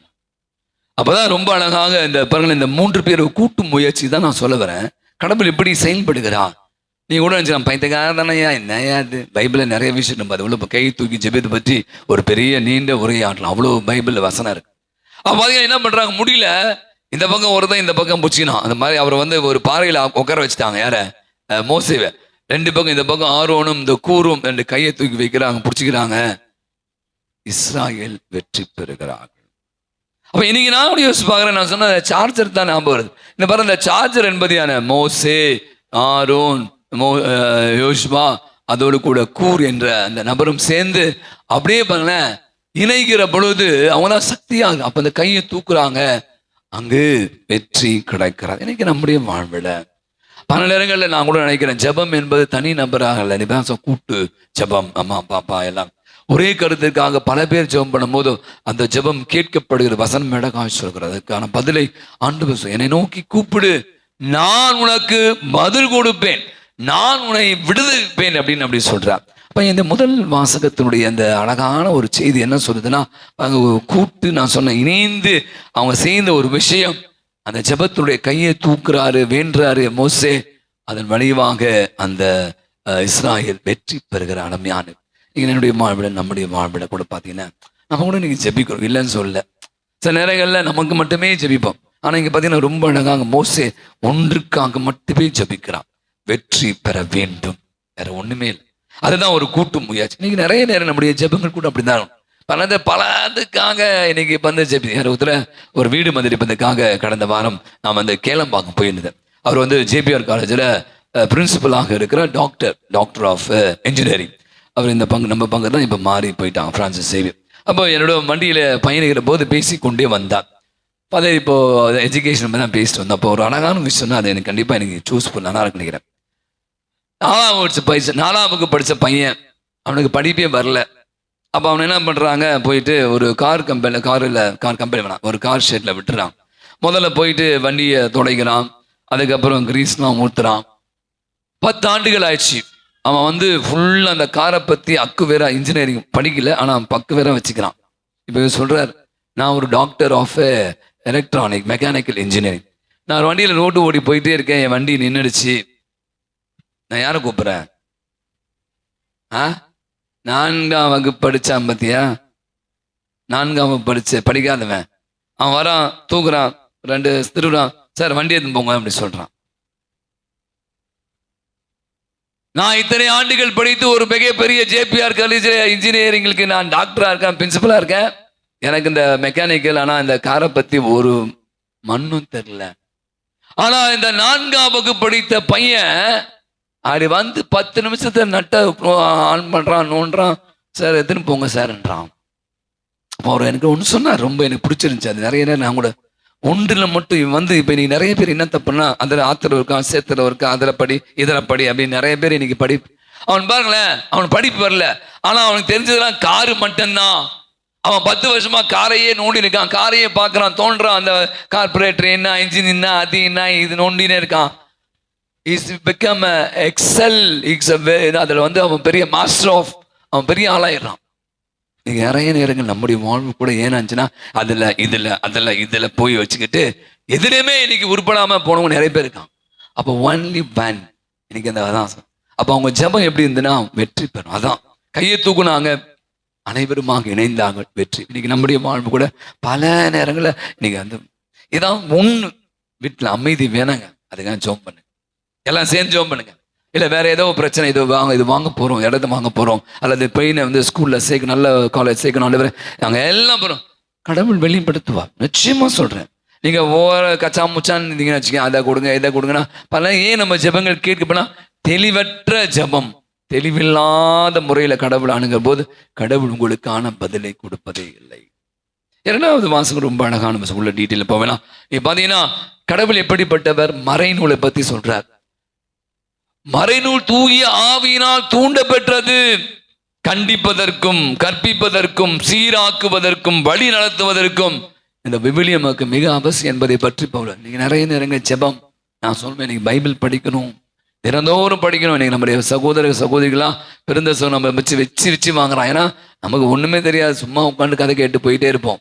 நம்ம என்னதான் அவங்களுக்கு சொல்லி கொடுத்தாலும் நான் சொன்ன நேரமே இல்லை, உட்காந்து ஒரு நாளுக்கு ஒரு வசனம், இறைவார்த்தை அந்த மாதம் மட்டும் கிடையாது. அப்போ ஜெபத்தின் வழியாக நான் சொன்ன இறைவார்த்தையை வாசிக்கிற போது கடவுள் எனக்கான வழி காட்டுது, எப்படி போகணும், எப்படி செய்யணும், என்ன பண்ணணும், என்ன பண்ணக்கூடாது, எப்படியான ஒரு வாழ்க்கையை வாழணும் என்பதை சொல்றார். வாய்ப்பு கிடைத்தாலும் கிடைக்காவிட்டாலும் தொடர்ந்து நற்செய்தி அறிவித்துக் கொண்டே இரு அப்படின்னு தீமோத்தேயுவுக்கு சொல்வதை பார்ப்போம். 2ஆம் விஷயம் கூட எனக்கு ரொம்ப முக்கியமானது. ஒருத்தர் இருந்தார், அவர் ஒரு மீனவர் கிராமத்தை சேர்ந்தவர். உங்களுக்கு தெரியும், மீனவ கிராமத்தில் நான் சொல்லுவாங்க, ஃபாதர் எவ்வளோ கஷ்டம் தெரியுமா, நிறைய பேர் அதை பற்றிலாம் நிறைய ஷேர் பண்ணுறாங்க. ஒரு தடவை போயிட்டு வந்தால் உங்களுக்கு சில நேரத்தில் மீனே கிடைக்காம கூட போயிடும், இரவு பகல் என்று உழைக்கணும், திரும்பி வருவாரா தெரியாது, நிறைய கடினமான சூழல்கள். அவரும் வந்து கிறிஸ்தவர் தான், உங்களுக்கு தெரியும்ல. நிறைய நேரங்களில் நீங்கள் அந்த பக்கம் மீனவர்கள் எல்லாம் போனீங்கன்னா மாதா கிட்ட ஆண்டவர்கிட்ட பூசை பார்த்துட்டு ஜெபம் பண்ணிட்டு அதெல்லாம் சொல்லி தான் போவாங்க. அப்போ அவங்க போகிறாங்க. அன்றைக்கி பார்த்தா இதே மாதிரி தான். இப்போ 21ஆம் தேதி வந்து காற்றழுத்தம் வந்து வரப்போகுதுன்னு சொல்லியிருக்காங்க. சரியா, 2 நாள் இன்னும் நாளைக்கு மழை பயங்கரமாக இருக்க போகுது அப்படின்னு சொல்கிறேன். அப்போ அவங்களுக்கு தெரியும், எச்சரிக்கை விடுறாங்க. பட் இவங்க வந்து போயிட்டாங்க, பயங்கர மழை, பயங்கர புயல், இடி இடிக்குது. அப்போ அதில் இருந்து அத்தனை பேரும் ஜெபம் பண்ணுறாங்க, ஆண்டவரே எங்களை காப்பாற்றுங்க, நாங்கள் மீன் பிடிக்கிறோமோ இல்லையோ பத்திரமா எங்கள் படகை கூட்டிகிட்டு நாங்கள் திருப்பி நாங்கள் எங்கே போகணும், எங்கள் கரைக்கு போய் சேரணும் அப்படின்றாங்க. எல்லாம் ஜெபம் பண்றான். நம்மால் மட்டும் யாரு, நான் சொன்ன நம்பர் ஜெபமும் பண்ணல, ஒன்றும் பண்ணல. யோ பண்ணியா, என்னையா உயிருக்கு போராட எல்லாம் அம்மாமா வேண்டின்னு இருக்கான் கடவுள்கிட்ட, இப்போ கூட நீ வேணும் ஜெபம் பண்ணு அப்படின்றாங்க. இருந்தாலும் நீங்கெல்லாம் சொன்னா நான் பண்றேன். ஆண்டவரே நான் இது வரைக்கும் உன்ட்டு எதுவும் கேட்கல, இனிமேலும் நான் உன்ட்டு எதுவும் கேட்க மாட்டேன், பத்திரமா எங்களை கரை சேர்த்துரு. ஆண்டவரே இது வரைக்கும் நான் உன்ட்டு எதுவும் கேட்டதில்லை, நான் உன்னை ரொம்ப தொல்லை பண்ண விரும்பல, அதனால இந்த ஒரு முறை மட்டும் கேட்குறேன், எங்க எல்லாரையும் பத்திரமா போயிட்டு கரையை சேர்த்துரு. இந்த நிகழ்ச்சியை வாசிப்போது என் மனதில் தான் பல நேரங்கள் நம்முடைய ஜெபமா இருக்கு. எப்பெல்லாம் கஷ்டம், எப்பெல்லாம் துன்பம் வருதும், எப்பெல்லாம் நோய் வருதும், கூப்பாடு போடுறோம், தொல்லை செய்வது இல்லையா. நம்ம நல்லா இருக்கும், வசதியா இருக்கும், ஒன்றும் பிரச்சனை இல்லை, வாழ்க்கை நல்லா போயிட்டு இருக்குங்க, நிறைய வியாபாரம் ஆகுது, நிறைய காசு கிடைக்குது, நிறைய நகைலாம் வாங்கிட்டீங்க, 1 லட்ச ரூபாய் ஆக போகுது, தங்கம் வாங்கி வச்சுங்க, நிறைய வாங்கி வச்சுட்டான், பத்தியா வாங்கிட்டான் 1 லட்ச ரூபாய். பாருங்களேன், எப்பெல்லாம் நம்ம வாழ்க்கை ஸ்மூத்தா போதும், செம்மையா போதும், அப்போல்லாம் நம்ம என்ன பண்றோம், பார்க்கலாம், டைம் இருந்தா கோயிலுக்கு வரலாம், டைம் இருந்தா பைபிள் படிக்கலாம், டைம் இருந்தா ஜோமா சொல்லலாம், என்னத்த பெரிய விஷயம், எப்போ ஃபாதர் டாக்டர் கேரன் இது என்ன பண்ணிட்டாங்க, டயக்னோஸ் பண்ணிட்டாங்க, ஏதோ ஒரு கட்டி இருக்கான், அது வந்து அப்படியே ஆயிடுமா, பயமா இருப்பா, கேன்சர், ஜோம் பண்ணுங்க அப்படியே ஆளே அடிந்து போன விஷயம் சரியாகல, வியாபாரம் கொஞ்சம் அப்படியே நலிவாயிடுச்சு, ஐயோ இப்படி ஆயிடுச்சு. நீ பார்த்தீங்கன்னா நம்முடைய வாழ்வில் இப்படியான ஒரு சூழ்நிலைகள். ஆனால் நீங்க பார்த்தீங்கன்னா வசனம் அழகாய் ஆண்டவர் இயேசு மிக அழகாய் சொல்றார், எப்போதும் விடியற் காலையில இரவு வேளையில அவர் ஜெபித்தார். அவருடைய திருமுழுக்கில் இருந்து பார்த்தீங்கன்னா கடைசி சாகுற வரை ஆண்டவரே என் ஆவியை உம்மிடம் ஒப்படைக்கிறேன் அப்படின்னு சொல்லி கடைசி ஜெபம் தான் போனாராம். பார்த்தீங்கன்னா அவருடைய வாழ்வோடு இந்த ஜெபம் அப்படியே ஒன்றரை பின்னி இருப்பதை பார்க்க. இன்னைக்கு என்னுடைய வாழ்வில் உங்களுடைய வாழ்வில் ஜெபம் எப்படி இருக்கணும், அப்படியே வாழ்வில் ஜெபம் எப்படி இருக்கணும் என்பதுக்கு தான் நற்செய்தி வாசம் அழகாய் சொல்கிறேன். அவன் நடுவன் பற்றி சொல்றாங்க, கைம்பெண். உங்களுக்கு தெரியும், அவன் வந்து நான் யாரையும் மதிக்கிறதில்லை, நான் எவனையும் போறதில்லை, ஏன் வந்த பொம்பளை ஏன்டா வந்து தொல்லை பண்ணி நீதி கேட்டு இருக்கான் அப்படின்னு அவன் வந்து அசால்ட்டா பேசுறான். அவன் வந்து வித்தியாசமான ஆளா இருக்கான். ஆனா இந்த பெண் நீங்க பாத்தீங்கன்னா ரொம்ப அழகான ஒரு விஷயம், இந்த பெண் விடவே இல்லை, அவளை தொல்லை செய்து கொண்டு வசனம் அழகாய் இவளை விடலை அப்படின்னா இவ என்ன பண்ணுவா, என் உயிரை வாங்கி கொண்டே இருப்பார். அதனால பை ஆல் மீன்ஸ் அந்த பொண்ணுக்கு என்ன பண்ணி ஆகணும், நீதியை வழங்க வேண்டும் அப்படின்னு சொல்லி அந்த பெண்ணுடைய நிகழ்ச்சி நான் பார்க்கிறேன். இந்த கைம்பெண் அப்படியே விடா முயற்சி. அவன் கெட்டவன் தாங்க. சில பேர் பாருங்களேன் தொல்லை பண்ணுவாங்க, நாங்க காசு கொடுங்க தரேன்னு சொன்னீங்களே கொஞ்சம் செலவுக்கு, ஏமா அப்புறம் வாமா நாளைக்கு வாமா, ஐயோப்பா இது தப்பாச்சுக்க, சாவுக்கு ராய்க்கு அவன் உயிரை வா இந்த பா அப்படி என்று சில நேரங்களில் சில பேர் கொடுக்கிற விஷயத்தை நம்ம பார்க்கல. இந்த இடத்துல சாவுகிராக்கியா நான் பார்க்கவில்லை. ஆனா இந்த பெண்ணிடம் இருக்கிற அந்த மனநிலை தான் நாம் இன்னைக்கு கத்துக்கொள்ள விடா முயற்சி. தொடர்ந்து அவன் தரமாட்டான் தெரியும், பட் நான் விட மாட்டேன். எவ்வளவு அழகான விஷயம். அப்படி வாழ்வில் கூட பல நேரங்களில் நம்ம ஜெபம் கேட்டவுடனே கிடைச்சணும், சான்ஸே இல்லைங்க, சான்ஸே இல்லை. இதுதான் தொடர் ஒரு நான் சொன்னேன், சில பேர்ட்ட பழக்கப்படுத்திக்கணும் சில விஷயங்களை, நல்ல விஷயங்களை. ஜெபம் காலையில் எழுந்தோம் ஜெபம் சொல்லணும், சாப்பிடும் போது ஜெபம் சொல்லணும், வேலைக்கு போது ஜெபம் சொல்லணும், வீட்டுக்கு வந்து ஜெபம் சொல்லணும். ஒவ்வொரு காரியத்தையும் நீங்க கடவுளுடைய அனுமதியை கடவுளுடைய உதவியை நாடுகிற போது நம்ம 10 தான் செய்வோம், கடவுள் 90 செய்வார். ஆனா இன்னைக்கு நம்மளுடைய வாழ்வில் என்ன ஆச்சுன்னா, என்னாலே எல்லாம் செஞ்சுக்க முடியும், எவனும் எனக்கு தேவையில்லை, நான்லாம் பார்த்துப்பேன் அடி. அதனால சில நேரம் நம்ம ஜெபங்களுக்கு எல்லாம் பலன் கிடைக்காமலே போய்விட்டது. கடைசியாக ஒரு நாள் ஒரு பங்கு தந்தை அந்த தெருவழியா கிராமத்துல போய் கொண்டு இருக்கிறார். அப்ப வந்து ஜான் என்பவர் என்ன பண்றாரு, ஒரு சிலை வடிப்பவர் உட்காந்துட்டு முட்டிக்கால் போட்டு அப்படியே உட்காந்து அந்த சிலையை வடித்து கொண்டு இருக்கிறார்.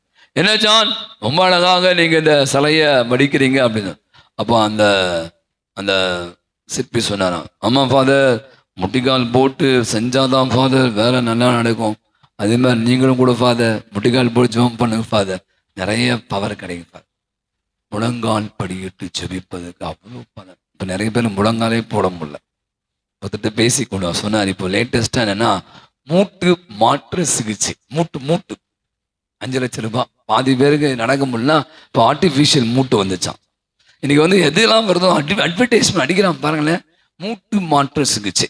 அப்ப இன்னைக்கு முழங்கால் படியிடுவது ஜெபங்கள் வந்து கடமை. பாருங்க இங்க பாருங்க, கையை தூக்கி ஜெபிச்சாருங்க யாரு, மோசே. நீ நிறைய புனிதருடைய வாழ்ப்ப வின்சென்ட் பாலை பத்தி வாசிச்சேன். காலைல 4 மணிக்கு எஞ்சி பாறான், முழங்கால் படிடுவான். ஃபாதர் பியோ முழங்கால், அந்தோனியார், இவங்களாம் பார்த்தீங்கன்னா அப்படியே ஆண்டவர் முன்பாக நிறைய புனிதைகள் கூட பார்த்தீங்கன்னா கரங்களை விரித்து முழங்கால் படியிட்டு ஜெயிப்பது வந்து நான் நினைக்கிறேன். நீங்க முழங்கால் உங்கள் முழங்கால் எவ்வளவு தேய்தோ. என்னோட ஒரு ஃபாதர் இருந்தாங்க, கேவி ஆபிரகாம், அவர் சொல்வார், ஆங்கிலத்தில் சொல்வார், ஆனா எவ்வளவு உங்க முழங்கால்கள் தேய்கிறதோ, முழங்கால்னா நான் சொல்றது நடந்து வேலை செஞ்சல, முழங்கால்னா முட்டி போட்டு ஜெபம் பண்ணும் போது எவ்வளவு நீங்க முட்டிக்கால் போறீங்களோ அவ்வளவு கடவுளுடைய வல்லமையும் ஆசிரியர் உங்களுக்கு நிறைவாங்க. நீங்க நம்ம முட்டிக்காலையும் போட முடியல, ஏன்னா முட்டி வலிக்குது முட்டு. அவன் எனக்கு நினைக்கிற இந்த ஜெபம் என்பது என்ன, நான் சொன்ன மாதிரி நான் பலமுறை என்னுடைய வாழ்வோடு ஒன்றி தோன்றான். கடமைக்காக கடனுக்காக ஏதோ சடங்காச்சாரத்திற்காக பண்ணீங்கன்னா இந்த ஜெபத்தினுடைய அர்த்தமே இல்லை, அது பயனே தராது. அப்பதான் நான் சொன்ன மாதிரி புனிதர்கள் வாழ்வு இயேசுடைய வாழ்வுல பார்த்தீங்கன்னா எங்க அற்புதம் நடக்கும், ஜெபத்தினுடைய வல்லமை. ஆங்கிலத்தை மிக அழகாக சொல்லுவாங்க, ஜெபமே ஜெயம், prayer brings victory. எனக்கு நம்முடைய வாழ்வில் வந்து நம்மால முடியாது. நான் சொன்னேன், என்னுடைய அறிவு பயங்கர அறிவு ஜீவியா இருப்பான். சில பேர் நிறைய கண்டுபிடிப்பெல்லாம் கிடைப்பான், பயங்கர மண்டக்காரனா இருப்பான். ஆனா எல்லாம் பாருங்களேன் போய் மென்டலா தான் இருப்பான். ஏன்னா எது இருக்கணுமோ அது இல்லை, யார் இருக்கணுமோ அவருக்கு நீங்க இடம் கொடுக்கல. அப்ப கொடுக்காத பட்சத்துல அது நம்முடைய வாழ்வில செயல்படாமலே போய்விடுகிறார். அவதான் நீங்க ரொம்ப அழகாக மலைகளை நோக்கி என் கண்களை உயர்த்தினேன், அப்புறம் எங்கிருந்து எனக்கு உதவிடும், விண்ணையும் மண்ணையும் படைத்தவர் ஆண்டவர் எனக்கு. நீ போகும்போதும் காப்பார், நீ வரும்போதும் காப்பார், இப்போதும் காப்பார், எப்போதும் காப்பார். எனக்கு நினைக்கிற இந்த ஜெபம் நம்முடைய மாண்போடு கிடைக்குதோ கிடைக்கலைங்க, கடவுள்கிட்ட போடுங்க. அவர் என் கூட இருக்க, அவருக்கு தெரியும் நான் என் ஜெபம் தான், அவருக்கு தெரியுங்க எப்போ கொடுக்கணும்னு சொல்லி. அவ்வளவுதான். நான் டெய்லி ஜெபிச்சுதான் இருப்பேன். அவருக்கு தெரியும் எது நடக்கணும் எது நடக்கக்கூடாது, எது நமக்கு வேணும். நம்முடைய அறிவு தான் சில நேரத்தில் அது புரிந்து கொள்வதே இல்லை. அவன் நினைக்கிறேன் எனக்கு ஜெபம் நம்முடைய வாழ்வுடைய மையமா, ஜெபம் நம்முடைய வாழ்வுடைய சுவாசமா. ஜெபமே இல்லாம ஒரு வாழ்வு நான் வாழவே போதேன். சும்மா தான் இந்த ஜெபமாலை கூட நான் சொல்வேன், ஜெபமாலை பத்தி நிறைய பேசிக்கொண்டு. அப்ப நம்முடைய வாழ்வில் இந்த ஜெபங்கள்லாம் நம்ம என்ன பண்ணுதுன்னா கடவுளோடு ஒன்றிக்கவும், நம்முடைய வாழ்வின் தேவைகளை எல்லாம் அவர் நமக்கு நிறைவேற்றுவார், நம்பிக்கையோடு பயணிக்க உதவுகிற மிகப்பெரிய ஒரு கொடை. அவ இந்த ஜெபத்துடைய வல்லமை உணர்ந்து அதன்படி வாழ அருள் வேண்டுவோம். அமை எழுந்து நமது விசுவாசத்தை அறிக்கையிடுவோம்.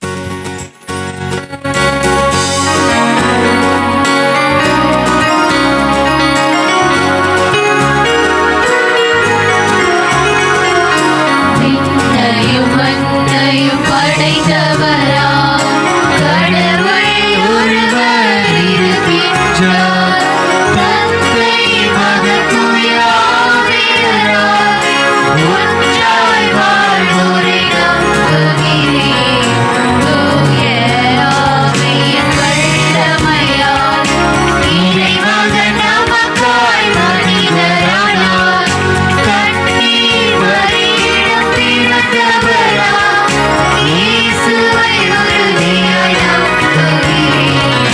தாத்துவின் ஆட்சியில் பாடுபட்டார், சிலுவையில் இறக்க அடக்கப்பட்டார், மூன்றாம் நாளில் உயிர்த்தெழுந்தார், இரவின் மீது வெற்றி கொண்டார். விண்ணகம் வாழும் தந்தையிடம் அரியணை கொண்டு இருக்கின்றார், உலகம் முடியும் காலத்திலே நடுவராய் திரும்பவும் வந்திடுவார். தூய ஆவியாரை நம்புகிறேன், பாரினில் அவர் துணை வேண்டுகிறேன். பாவ மன்னிப்பு தூய்மை பெற்று பரிகர வாழ்வில் நிலைத்திடுவேன். திரு அவை உரைப்பதை நம்புகிறேன், புனிதர்கள் உறவை நம்புகிறேன். உடலின் உயிர்ப்பை நீரை வாழ்வை உறுதியுடனே நம்புகிறேன்.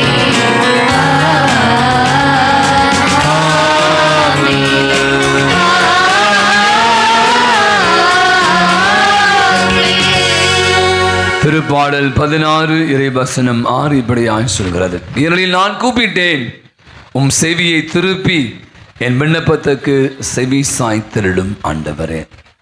நாம் கூப்பிட்ட போது செவி மடுக்கிற தேவன், செவி சாய்க்கிற தேவன் நம்மோடு இருக்கிறார் என்ற நம்பிக்கையில நம்முடைய விண்ணப்பங்களை தேவைகளை அவருடைய பாதத்தில் எடுக்கிறோம்.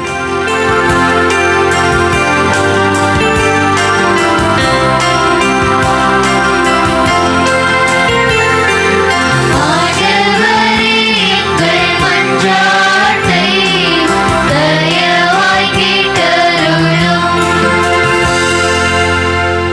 பேராற்றலும் இரக்கமும் கொண்டவரே எம் இறைவா, உமது அருள் ஆற்றலால் எம் திரு அவையை வழிநடத்தும் திருத்தந்தை, ஆயர்கள், குருக்கள், அருள் பணியாளர்கள், துறவரத்தார் அனைவரும் நம்பிக்கையோடு தங்களை நாடி வரும் மக்களை சந்தித்து உமது ஆற்றல் நிறைந்த வார்த்தைகளால் மக்களை தேற்றுபவர்களாக விளங்க அருள் புரிய வேண்டுமென்று இறைவா உம்மை மன்றாடுகிறோம்.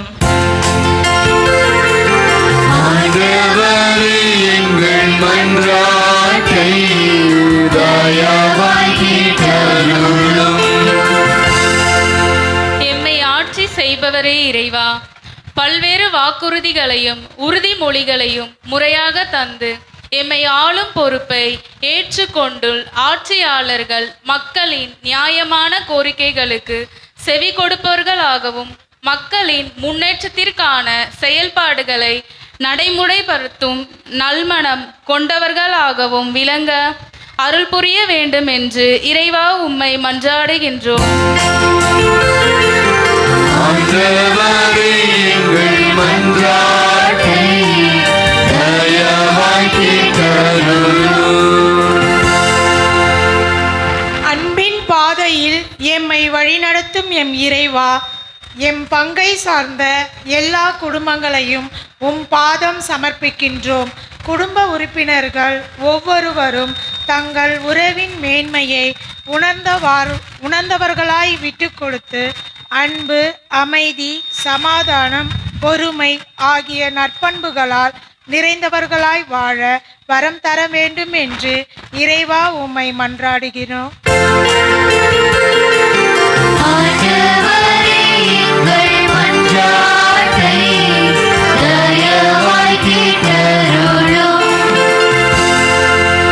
உடனிருந்து எம்மை தேற்றுபவரே எம் இறைவா, இன்றைய வாழ்க்கை சூழலில் எல்லாம் வணிகமயமான பார்வையாலும் ஒருவர் மற்றவரிடம் பேச பழக கருத்துக்கள் பரிமாற வாய்ப்பில்லாமல் தவறாக வழிகாட்டும் தீயவர்களின் வலையில் சிக்காமலும் நம் தேவைகளை சந்திக்கின்ற நீர் ஒருவரே என்பதை நன்கு உணர்ந்தவர்களாய் என்றும் உம் வார்த்தைகளோடு அடிபணியும் மக்களாக வாழ வரவேற வேண்டும் என்று இறைவா உம்மை மன்றாடுகிறோம்.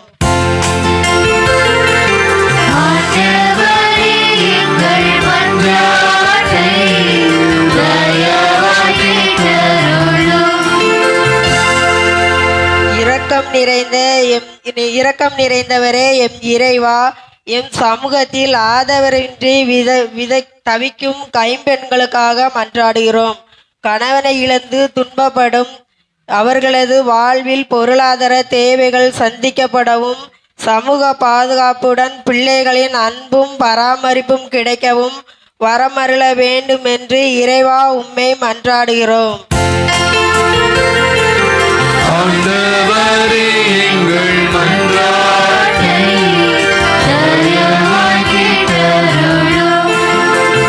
நம்முடைய தனிப்பட்ட தேவைகளுக்காக நாம் ஜெபிப்போம். கண்களை மூடுவோம். நான் சொன்ன இன்னைக்கு ஜெபம் ஒரு சார்ஜர், எப்படி நாம் பயன்படுத்துகிற இந்த மடிக்கணினி, லேப்டாப் அல்லது நாம் சொல்கிற இந்த ஐஃபோன், இந்த மாதிரியான பொருட்கள் எவ்வளவு நமக்கு அவசியமாகிவிட்டது. சார்ஜர் இல்லாமல் அதை பயன்படுத்த முடியாது. அந்த மின்னேற்றிகள் கரண்ட்லிருந்து நம்ம கொடுத்து நமக்கு தேவையானதை பயன்படுத்துவதற்கு உதவுகிறார். நம்முடைய வாழ்வினுடைய மிகப்பெரிய மின்னேற்றியாக இருப்பது ஜெபம். கடவுளுக்கும் நமக்குமான இந்த உறவு நமது வாழ்வை அர்த்தப்படுத்த, நம் வாழ்வினுடைய யதார்த்தமான இந்த வாழ்வை புரிந்து கொண்டு வாழ, வாழ்வினுடைய நெறிவிசல்களை எல்லாம் கண்டு கலங்கி போகாமல் அதை எதிர்கொள்ளக்கூடிய சக்தியை, வலிமை தருவது தான் ஜெபம். நம்ம இன்னைக்கு ஆண்டோடு ஒப்பு கொடுப்போம். அன்பின் ஆண்டவரே, அருமையான நல்ல நாளுக்காய் என்று செலுத்துகிறோம். மது வார்த்தை வழியா எம்மோடு பேசி கொண்டிருப்பவரே, நீர் எங்களுக்கெல்லாம் மிகப்பெரிய ஒரு மாதிரியாக, ஜெப வாழ்விலே முன்மாதிரியாக விளங்கியவரே, தந்தையோடு உறவு பகல் என்று கருக்களிலே விடியற்காலிலே என்று நீர் அவரோடு தொடர்பு கொண்டு உறவிலே இருந்தவரை, நாங்களும் கூட உமோடும் ஒவ்வொரு கடவுளோடும் உறவு கொண்டு ஜெபத்தில் நிலைத்திருந்து இடைவிடாது விடாமுயற்சியோடும் நம்பிக்கையோடும் ஆர்வத்தோடு தினந்தோறும் உம்மை தேடக்கூடியவர்களாக மாற்ற எங்களுக்கு அருள் புரிவீராக. எங்கள் ஆண்டவராக கிறிஸ்து பலியாய் மன்றாடுகிறோம். காணிக்கை பாடல்.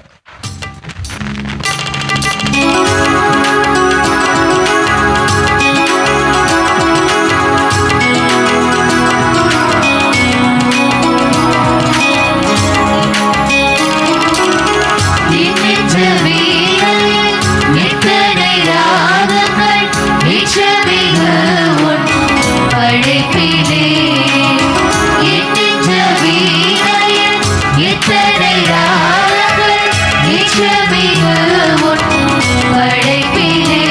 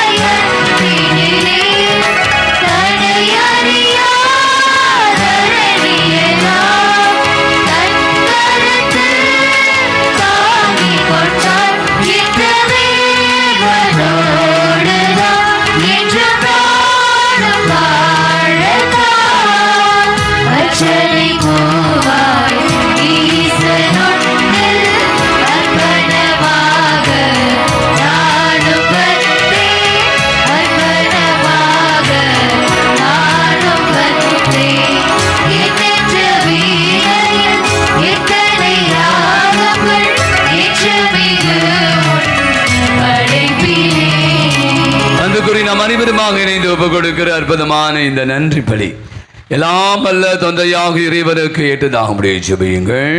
ஆண்டவர் தமது திருப்பெயரின் புகழ்ச்சிக்காகவும் மாட்சிக்காகவும் நமது நன்மைக்காகவும் புனித திருநாவை அனைத்து நலன்களுக்காகவும் உமது கையிலிருந்து பலியை ஏற்றுக்கொள்வாராக. ஆண்டவரே, நீர் எங்களுக்கு அளித்த கொடைகளை நாங்கள் உமக்கு மனம் வந்து அளிக்க அருள் புரியுமாறுமை வேண்டுகிறேன். இவ்வாறு மது அருள் எங்களை தூய்மையாக்கி நாங்கள் நிறைவேற்றும் அதே மறை நிகழ்வு வழியாக உமது புனிதப்படுத்தும் அருளை நாங்கள் பெற்றுக்கொள்வோமாக. எங்கள் ஆண்டவராகிய கிறிஸ்து வழியாகவே உமை மன்றாடுகிறோம்.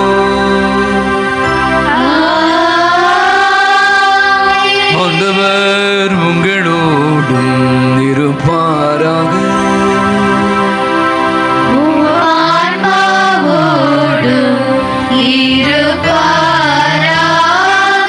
இதயங்களை மேலே எழுப்புங்கள்.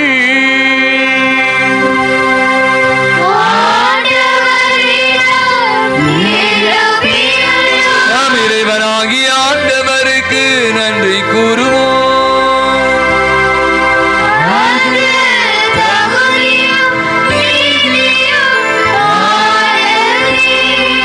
ஆண்டவரே, தூயவரான தந்தையே, என்றும் உள்ள எல்லாம் வல்ல இறைவா, என்னாலும் எவ்விடத்திலும் நாங்கள் உமக்கு நன்றி செலுத்துவது மெய்யாகவே தகுதியும் நீதியும் ஆகும்.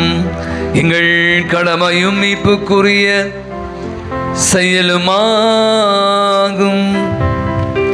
ஏனெனில் நீர் உலகம் அனைத்தையும் படைத்தீர், காலத்தின் மாற்றங்களை எல்லாம் முறைப்படுத்தினீர். உமது சாயலில் மனிதனை உருவாக்கினீர். இவ்வுலகின் வியத்தகு பொருட்கள் எல்லாவற்றையும் அவர்களுக்கு பணிய வைத்தீர். இவ்வாறு அவர்கள் உமது படைப்புகள் அனைத்தின் மீதும் உமது பதிலானாய் ஆட்சி செலுத்தவும் செயல்களின் மேன்மையை கண்டு உமையடையராது புகழ்ந்தேத்தவும் எங்கள் ஆண்டவராகிய கிறிஸ்து வழியாகவே செய்தருளினீர்.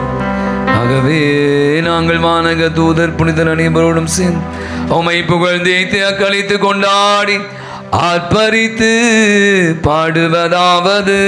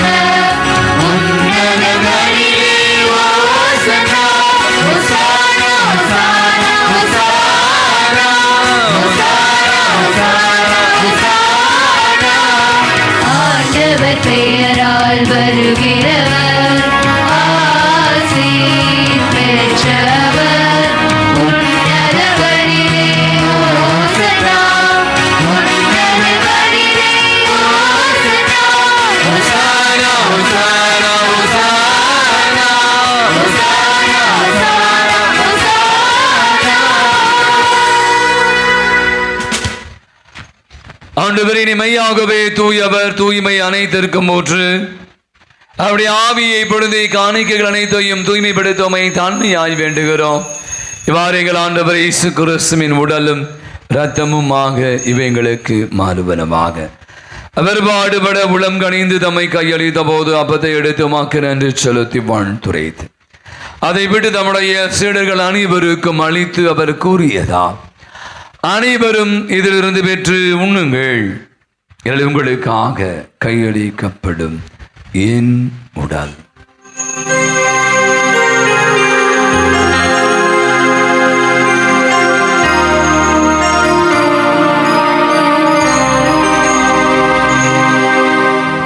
அவனமே இரவு விருந்தை அருந்தி பின்பு கணத்தை விடுத்து மீண்டுமாக்க நன்றி கூறி நம்முடைய சீடர்கள் அனைவருக்கும் அதன் அளித்தவர் கூறியதாம்: அனைவரும் எதிர்ந்து பெற்று பருகுங்கள், எனில் புதிய நிலையான உடன்படிக்கைக்குரிய இரத்தத்தின் கிண்ணம். இது பாவ மன்னிப்புக்கு என்று உங்களுக்காகவும் பலருக்காகவும் சிந்தப்படும். இதை என் நினைவாக செய்யுங்கள்.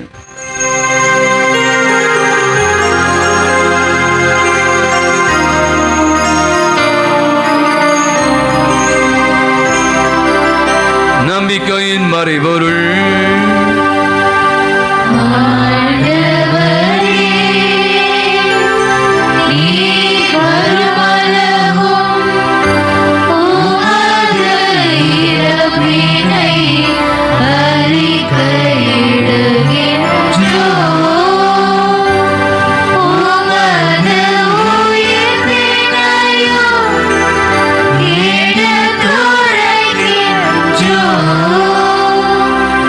ஆண்டவரே, நாங்கள் கிறிஸ்துவின் இறப்பினையும் உயிர்ப்பின் விளைவு கூர்ந்து வாழ்வதரும் அப்பத்தையும் மீட்படிக்கும் கிண்ணத்தை உமக்கு ஒப்புக் கொடுக்கிறோம்.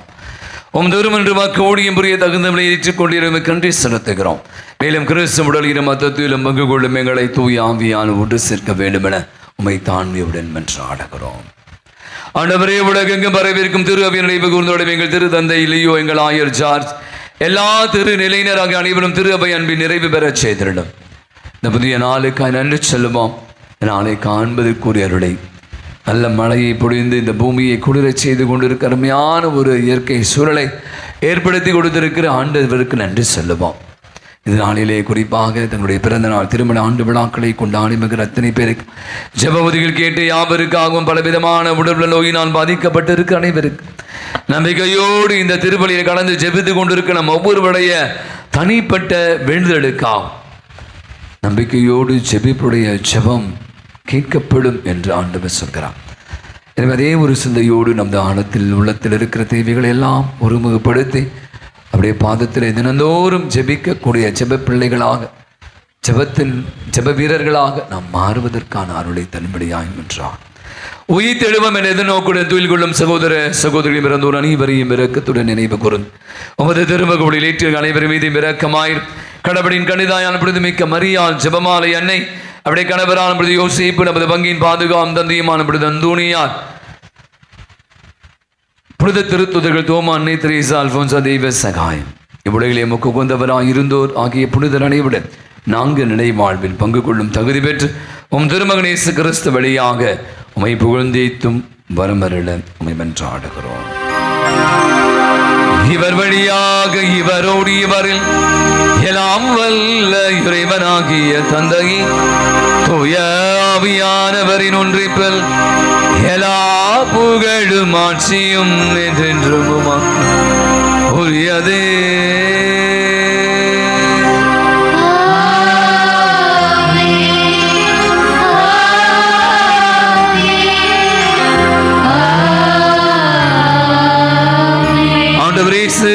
தந்தையோடு கொண்ட அந்த உறவை நாமும் தொடர்பதற்காக தந்தையை நோக்கி ஜெபிக்க கற்றுக் கொடுத்துக்க கரங்களை விரிப்போம், கண்களை மூடுவோம். இயேசு கற்பித்த ஜெபத்தை இணைந்து ஜெபிப்போம். விண்ணுலகில் இருக்கிற எங்கள் தந்தையே, உமது பெயர் தூயதென போற்றப்படுக, உமது ஆட்சி வருக, உமது திருவுள்ளம் விண்ணுலகில் நிறைவேறுவது போல மண்ணுலகிலும் நிறைவேறுக. எங்கள் அன்றாட உணவை இன்று எங்களுக்கு தாரும். எங்களுக்கு எதிராக குற்றம் செய்வோரே நாங்கள் மன்னிப்பது போல எங்கள் குற்றங்களை மன்னியும். எங்களை சோதனைக்கு உட்படுத்தாதேயும், தீமையிலிருந்து எங்களை விடுவித்தருளும். ஆண்டவரே, தீமை அனைத்திலிருந்து எங்களை விடுவித்து எங்கள் வாழ்நாளில் அமைதியை கனிவுடலும் என்றாலும் இரக்கத்தின் உதவியா நாங்கள் பாவத்திலிருந்து இப்போது விடுதலை பெற்று யாதொரு கலக்கமின்றி நலமாய் இருப்போமா.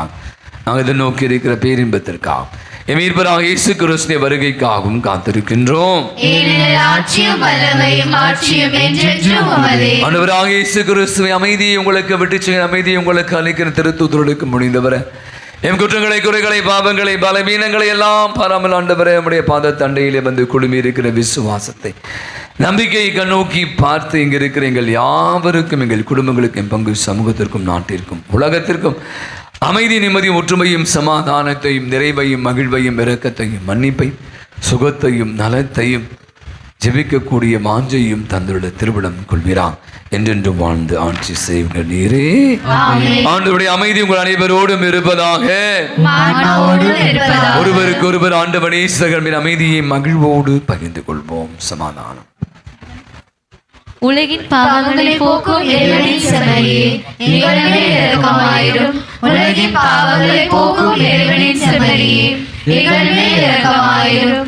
உலகின் பாவங்களை போக்கும் இறைவனின் செம்மறியே, எங்களுக்கு அமைதி அளித்தருளும். ஆண்டவராக இயேசு கிறிஸ்து உயிருள்ள இறைவனின் திருமகனின் தந்தையின் திருவிழப்படி தூய ஆவியார் ஒத்துழைப்பார் உமது இறைப்பின் வழியாக உலகிற்கு வாழ்வழித்தவரை இந்த புனிதமிக்க உடலால் மத்தத்தாலும் என்னுடைய எல்லா விதமான குற்றங்களிருந்தும் தீமை அனைத்துண்டு விடுவித்து நாங்கள் இன்றுடைய கட்டளைகளை கருத்து நிற்க செய்து நாங்கள் ஒருபோதும் உம்மை விட்டு பிரிய விடாது.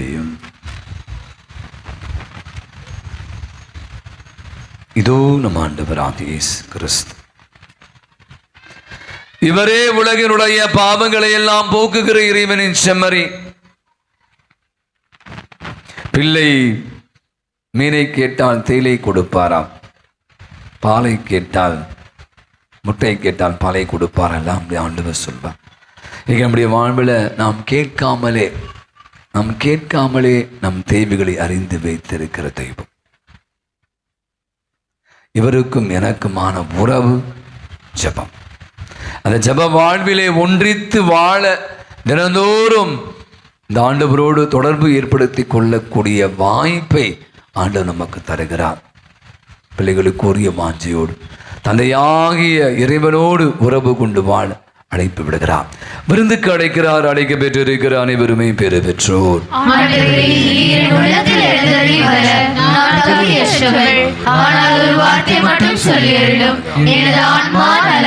கிறிஸ்துவின் திருவுடலும் திரத்தம் நம் அனைவரையும் காத்து நமக்கு நிலை வாழ்வை அளிப்பதாக. ஆமென்.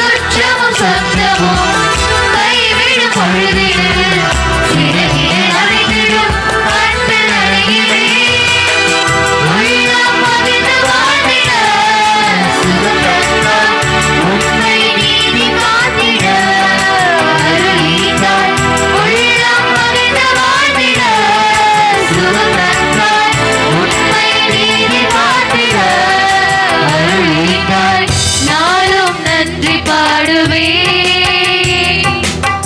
நலமாய் உன்னில் வாழுவே, நாளும் நன்றி பாடுவே, நலமாய் உன்னில் வாழுவே, உள்ள மகிழ உறவு வளர உணவு வந்தது, உலகம் எங்கும் மனிதன் வாழ உயிரை தந்தது. திருமண அறிக்கை நமது பங்கை சேர்ந்த தந்தை ஜான் செல்வகுமார், தாய் மெட்டில்டா ஃப்ரீடா அவளின் மகன் அக்னல் என்பவருக்கும், நமது சென்னை மயிலை உயர் மறை மாவட்டம் பூந்தமல்லி பங்கை சேர்ந்த தந்தை ஜேசுதா, தாய் மேரி உஷா பரிமலா இவளின் மகள் ஆல்டின் டெல்மா என்பவருக்கும் திருமணம் நிச்சயிக்கப்படுகிறது. மூன்றாவது அறிக்கை, இத்திருமணத்தில் ஏதேனும் தடை இருப்பதாக தெரிய வந்தால் பங்கு தந்தைக்கு அறிவிக்க வேண்டிய உடைய கடமை. அன்புக்குரிய இன்று பொது காலத்துடைய 29வது ஞாயிறு அக்டோபர் மாதம் 12ஆம் தேதி புதன்கிழமை புனித 2ஆம் ஜான் பால் திருத்தந்தையினுடைய நினைவு. அன்பாக உங்களுக்கு தெரியும், கடந்த வாரம் நம்ம நம்முடைய பங்கில் இந்த மறைபரப்பு ஞாயிறை கொண்டாடினோம். அதற்காக உணவு திருவிழாவை ஏற்படுத்தினோம். அப்படிதான் பார்த்து மகிழ்வது. நிறைய நேரங்கள் இந்த ஜெபங்களை கூட இப்படி பண்ணலாம். நம்முடைய உழைப்பு பண்ணலாம். எவ்வளோ பேர் நிறைய ஸ்டாலு, நிறைய பேர் அதிகமான நேரத்தை உழைப்பை கொடுத்து நமக்காக உணவு தயாரித்து அந்த நிறைய அன்பியங்கள் பங்கு பெறி மற்றும் நம்முடைய இயக்கங்கள் மரியாயின்சன் இப்படி என்று எண்ணற்றவர்கள் பார்த்திங்கன்னா இதற்காக உழைத்து. ஏன்? யாருக்காக? பங்கு சாமியாருக்கா? பங்கு மக்களுக்கா? பங்கு குடும்பத்துக்கு அல்ல, எல்லாம் ஆண்டவருக்கா. நற்செய்தி அறிவிப்பவர்களுக்கு எவ்வளோ நற்செய்தி அறிவிப்பவர்களின் பாதங்கள் எத்தனை அருமையானவை அப்படின்னு நம்ம ஏசாயா புத்தர் வாசி.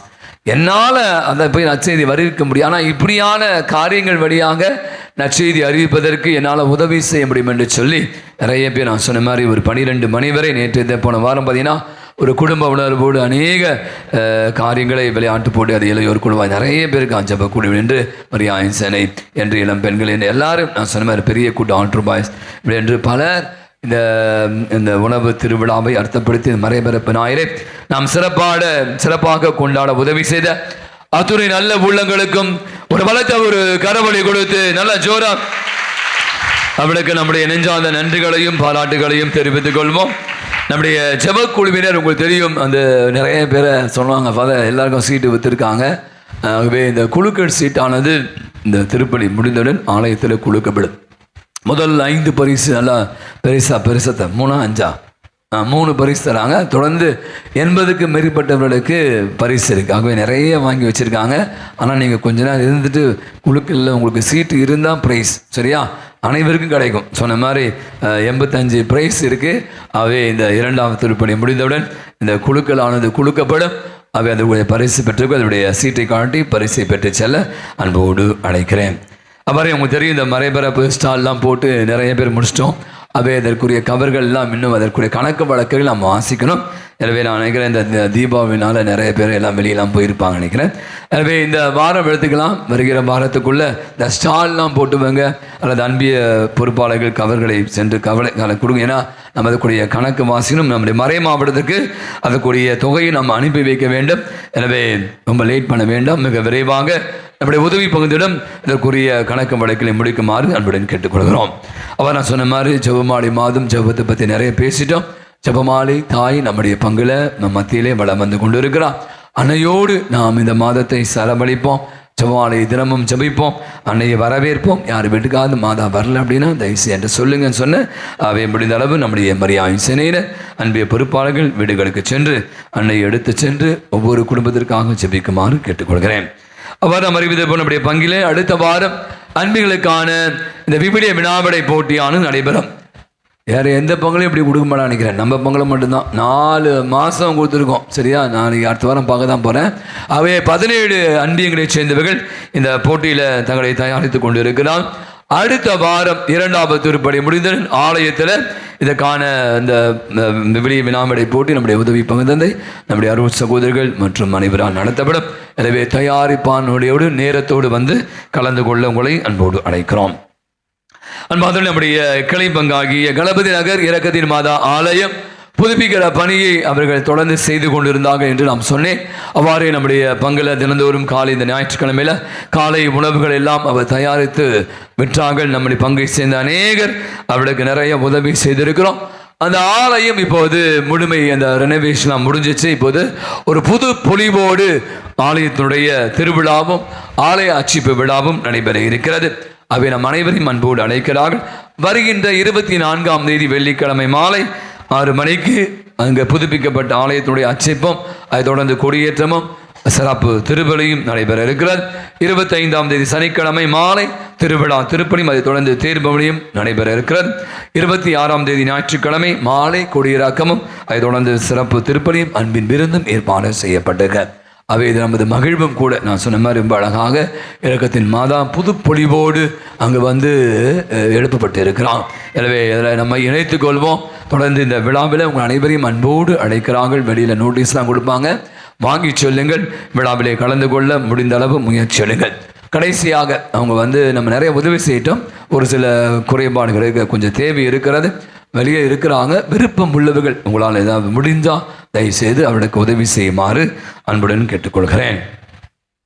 நம்முடைய வின்சென்ட் பால் சகோதரர்கள் ஒவ்வொரு மாதமும் 2வது வாரம் இந்த டோர் கலெக்ஷனாக இருப்பாங்க. போன வாரம் நமக்கு மிஷன் சண்டே இருந்ததால் வெளியே இருக்கிறாங்க. நிறைய ஏழைகளுக்கு உதவி செய்கிறாங்க. எனவே உங்கள் தாராள உள்ளத்தை காட்டுமாறும் கேட்டுக்கொள்கிறோம். நமது இந்த நாளை இந்த வழிபாட்டை இந்த திருப்பலி 2வது திருப்பலி இப்போ லூக்கா அன்பத்தை சேர்ந்து மிக அற்புதமான விதத்தில் வழிநடத்தி இருக்கிறார்கள். அவர்களுக்கு நம்முடைய நன்றிகளையும் பாராட்டுகளையும் ஒரு பலத்தை ஒரு கரவழி கொடுத்து நாம் தெரிவித்துக் கொள்வோம். அடுத்த வார திருப்பலி இப்பொழுது பௌசினா அன்பத்தை சேர்ந்தவர்கள் சிறப்பிப்பாங்க. நம்முடைய பங்கில் நேற்றும் இன்றும் 2 பேர் இறந்து போனார்கள். நேற்று செபஸ்டியன் அன்பத்தை சேர்ந்த குளோரி மீனா 62 வயதை சேர்ந்தவர் ஒரு சில மாதங்களாக இந்த கிட்னி நோயினால் பாதிக்கப்பட்டிருந்தார்கள். நேற்று விடிய காலை அவர் இறந்து போனார்கள். நேற்று மாலை மதியம் 2 மணிக்கு அவருடைய இறுதி பயண திருப்பலி நடைபெற்றது. அவருடைய ஆண்மையை பாற்றுக்காகவும் அவரை பிரிந்து வருகிற குடும்பத்திற்காகவும் நாம் தொடர்ந்து செபிப்போம். நேற்று மாலை இரவு 7:30 மணிக்கு நமது புனித சின்னப்பர் அன்பத்தை சேர்ந்த திரு டொமினிக் அவர்கள் வயதானவர். அவரும் உடல்நல இதய நோயினால் பாதிக்கப்பட்டிருந்தார். அவரும் நேற்று இரவு 7:30 மணிக்கு இறையடி சேர்ந்தார். இன்று மதியம் 2 மணிக்கு அவருடைய இறுதி பயண திருப்பலியானது நடைபெறும். அவருடைய ஆண்மையை பாற்றுக்காகவும் அவரை பிரிந்து வருகிற பிள்ளைகளுக்காகவும் குடும்பத்திற்காகவும் தொடர்ந்து செபிக்க உங்களை அன்போடு. லூக்காவின் வாழ்க்கை வரலாறு. புனித லூக்கா அப்போஸ்தலர்களில் ஒருவராக இருந்தாலும் கிறிஸ்துவ வரலாற்றில் மிக முக்கியமான நற்செய்தியாளர் ஆவார். அவர் சிரியாவின் அந்தியாவில் உள்ள பகுதியில் பிறந்தவர் மற்றும் தொழிலில் ஒரு மருத்துவராக இருந்தார். கொலோசியர் 4:14. இயேசுவை நேரடியாக சந்திக்கவில்லை என்றாலும் அவர் திருத்தூதர் பவுலின் நெருங்கிய நண்பராகவும் துணையாராகவும் இருந்து அவரது பிரசங்க பணிகளிலும் பங்கேற்றார். புனித லூக்கா 2 முக்கிய நூல்களை எழுதியுள்ளார். லூக்கா நற்செய்தி மற்றும் திருத்தூதர் பணி. இவை இயேசுவின் பிறப்பிலிருந்து விண்ணேற்றம் வரை நிகழ்ந்தவற்றையும் திருத்தூதர்களின் வாழ்க்கை மற்றும் ஆரம்ப தேவாலயத்தின் வளர்ச்சியும் விரிவிக்கின்றன. அவரது எழுத்துக்கள் இயேசுவின் இரக்கம், அன்பு, மன்னிப்பு, ஏழைகளுக்கும் பாவிகளுக்கும் காட்டிய கருணை ஆகியவற்றை வெளிப்படுத்துகின்றன. அவர் இரக்கத்தின் நற்செய்தியாளர் என்று அழைக்கப்படுகிறார். புனித லூக்கா பெண்களின் பங்கு, வெளிநாட்டிற்கான இரட்சிப்பு, நல்ல சமாரியர் மற்றும் அலைந்து திரிந்து மகனின் ஊமைகள் போன்றவற்றை சிறப்பாக விளங்குகிறார். மருத்துவம் என்ற உயர்ந்த தொழிலை கடவுளின் சேவைக்கு பயன்படுத்தியவர் அவர். பவுல் சிறையில் இருந்தபோது லூக்கா மட்டும் என் கூட இருக்கிறார் 2 தீமோத்தேயு 4:11 என எழுதியது அவரது நம்பிக்கைக்கும் உறுதிக்கும் சாட்சியாகும். புனித லூக்காவின் வாழ்க்கையில இருந்து நாம் இரக்கம், சேவை, மனப்பான்மை, விசுவாசம், சமாதானம், ஆனந்தம் போன்றவற்றை கற்றுக்கொள்வோம். அவரின் நற்செய்தி நமக்கு கடவுளின் அன்பு எல்லோருக்கும் சமயம் என்பதையும் எவரும் கடவுள் இரக்கத்தில் இருந்து விலக்கப்படவில்லை என்பதையும் நினைவூட்டுகிறது. ஆகவே புனித லூக்காவின் மனம் படைத்தவர்களாய் நாமும் இம்மண்ணில் வாழ முயற்சி எடுப்போம். இறைவாழ்வில் வாழ்ந்திடுவோம். புனித லூக்காவே எங்களுக்காக வேண்டிக் கொள்ளும். நம்முடைய இளையோர் குழுவினர் உங்களுக்கு தெரியும், ஒவ்வொரு மாதமும் இந்த தெருவில் எல்லாம் அனுப்புறவர்களுக்கு ஒவ்வொரு சண்டையும் இந்த உணவு கொடுத்து கொண்டு இருக்கிறார். குறிப்பாக அதை வெளியில் படுத்த படைக்க அனுப்புறவர்களுக்கு இந்த வாரமும் அவர்கள் இந்த உணவை கொடுக்கிறார். பல நல்ல உள்ளங்கள் உதவி செய்து கொண்டிருக்கிறாங்க. எனவே நம்முடைய இளையோர் குழுவோடு பலத்த ஒரு கரவழி கொடுத்து அவர்களுக்கு நம்முடைய வாழ்த்துக்கள். நம்முடைய மறைக்கல்வியுடைய விவிலிய ஞாயிறு உங்களுக்கு தெரியும். நம்முடைய விவிலிய ஞாயிறு என்று நம்ம ஒரு எக்ஸிபிஷன் போட்டிருந்தோம், நம்முடைய பைபிள் எக்ஸிபிஷன். அது எந்த அளவுக்கு போச்சு அப்படின்னா, இதை நீங்கள் சொல்லியே நான் ஆகணும், ஏன்னா நம்மையும் நாம் பெருமைப்படுத்திக்கொள்ள பாருங்கள். நிறைய ஃபாதர்ஸ்லாம் இந்த வீடியோவை பார்த்துட்டு எப்படி பண்ணீங்க நம்மளை மாதிரியே பண்ணுறதுக்காக அவர்களும் கூட பல முயற்சி எடுத்துக்கொண்டு நிறைய பேர் இந்த வீடியோவை பார்த்துருக்காங்க. நான் சொல்லிட்டு அவங்களுக்கு நன்றி சொல்லிட்டோம். நிறைய பேருடைய உழைப்பு, கடினமான உழைப்பு தான் அந்த விவிலிய, இந்த ஆண்டு விவிலிய கண்காட்சி ரொம்ப அழகாக தி எவல்யூஷன் ஆஃப் பைபிள், அதாவது விவிலியத்துடைய பரிணாமத்தை நம்முடைய பனைக்கல்வி ஆசிரியர்கள், உதவி பங்கு தந்தை, நம்முடைய அருள் சகோதரர்கள், அருள் சகோதரி என்று பல பிள்ளைகள் என்று அற்புதமாக நடத்தி கொடுத்தாங்க. அவை அன்றைக்கி நம்ம நன்றி சொல்லும்படி இருந்தாலும் சில பேருக்கு நன்றி சொல்ல மறந்துட்டோம். அதுக்கு சில பேர் உதவி செய்திருக்கிறாங்க. திரு ஆண்ட்ரூ சோசியப் அன்பே, திருமதி ரம்யா ஜெரால், பேதுரு அன்பித்தை செஞ்சவர்கள் நமக்கு உதவி செய்திருக்கு. அவர்களுக்கு ஒரு பலத்தை ஒரு கரவழி கொடுத்து அவர்களுக்கு நம்முடைய நன்றிகளையும் பாராட்டுகளையும் தெரிவித்துக் கொள்வோம். இந்த விவிலிய ஞாயிறு அன்று நம்ம இதெல்லாம் பார்த்துட்டு வந்த பிற்பாடு கீழே ஒரு சில பேர் கொஸ்டின் பேப்பர் வச்சுருந்தோம். அதாவது என்ன பார்த்தீங்க, அதில் சில கேள்விலாம் கேட்டுருந்தாங்க. 3 பேர் அதற்கு பதிலளித்திருக்காங்க, மற்றவங்களும் அனுப்பல நினைக்கிறேன். அந்த பாக்ஸ் வச்சோம். அதில் லெவி ஜோகன், அவர் புனித தோமை ஆரம்பத்தை சேர்ந்தவர். அவர் தான் முதல் பரிசை தட்டி செல்கிறார். 15க்கு 12 மதிப்பெண்கள் பெற்று இருக்கிறார். அவருக்கு எங்கே இருக்காங்களா லெவி ஜோகன்? இல்லையா? சித்ராவோட பையனா இருக்காரா? இல்லையா? மேலே இருக்குமா? பேருங்க. நன்றி. செல்வமணி அவர்கள் 2வது இடத்தையும், எட்வின் ராஜ் 3வது இடத்தையும் பெறுகிறார்கள். செல்வமணி 2வது இடம், புனித தோமியா 2 பேருமே செகண்ட் பிளேஸ் தான். செல்வமணி, எட்வின் ராஜ். அவங்க பிரைஸ் இருக்கு. எங்க பிரைஸ் எங்க இருக்காங்க? வாங்க வாங்க, ஒரு பலத்தை ஒரு கரவொலி.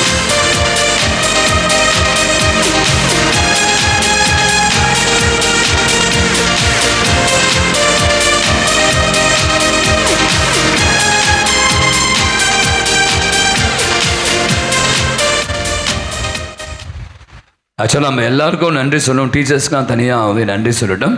நம்ம ரம்யா அவர்கள் திரும்ப ரம்யா ஜெரால் அவர்கள் லீவுக்கு வந்தபோது கூட ஒரு இடத்துல ஒரு டீச்சர் வர வேண்டியிடும், அந்த இடத்துல வராமல் போயிட்டாங்க. அந்த இடத்துல அந்த ஸ்டாலை ரொம்ப அழகாக, ரொம்ப நேர்த்தியாக, அஃப்கோர்ஸ் எல்லா டீச்சரும் நல்லா தான் பண்ணாங்க, தப்பாக நினச்சிருக்காங்க. இருந்தாலும் மற்ற டீச்சர்ஸ்க்கெல்லாம் நம்ம தனியாக அவர்களுக்கு செய்விருக்கிறோம். எனவே அந்த குறிப்பிட்ட ஸ்டாலை பொறுப்பெடுத்து செய்து மிக அற்புதமாக செய்து கொடுத்த திருமதி ரம்யா ஜெரால் அவர்களுக்கு ஒரு சிறிய அன்பளிப்பு அளித்து நமது மகிழ்ச்சியை நாம் தெரிவித்துக் கொள்வோம்.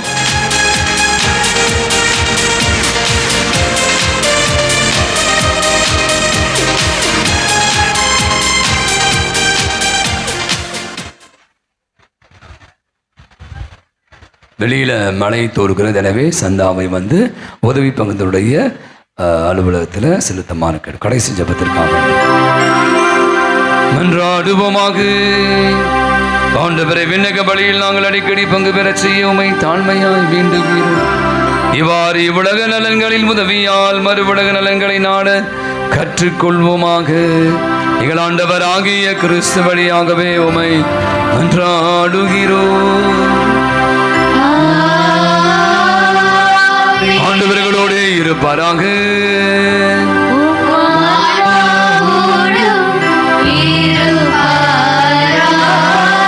எல்லாமல்ல இறைவன் தந்தை, மகன், தூய ஆவி உங்கள் அனைவரையும் நிறைவாய் ஆசீர்வதிப்பாராக. சென்று வாழுங்கள். திருபலி நிறைவு பெற்றது.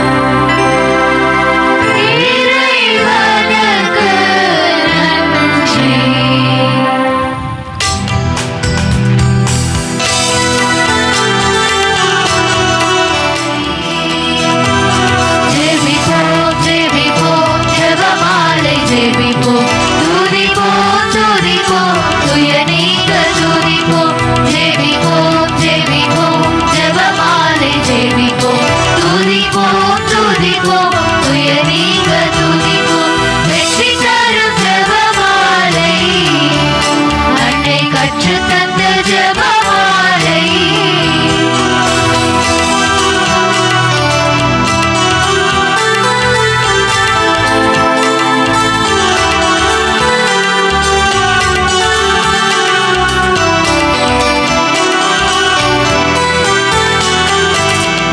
பரலோகத்தில் இருக்கும் நமது தந்தையை தொழுது தொடங்கும் ஜெபமாலை.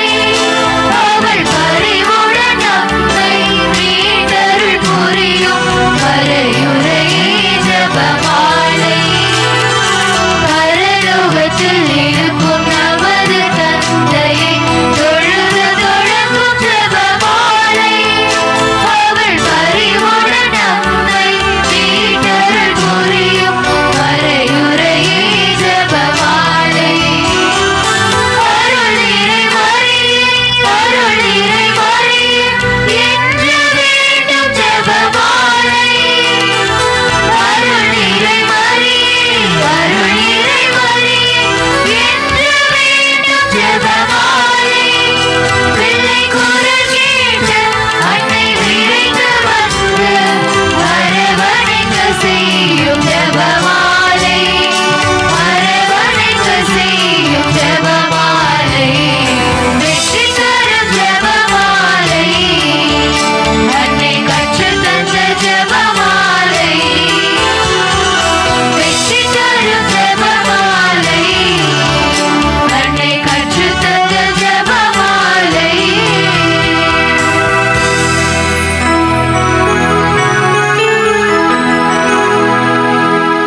நிலையான புகழுக்குரிய தூய்மை மிகு நற்கருணைக்கு எல்லா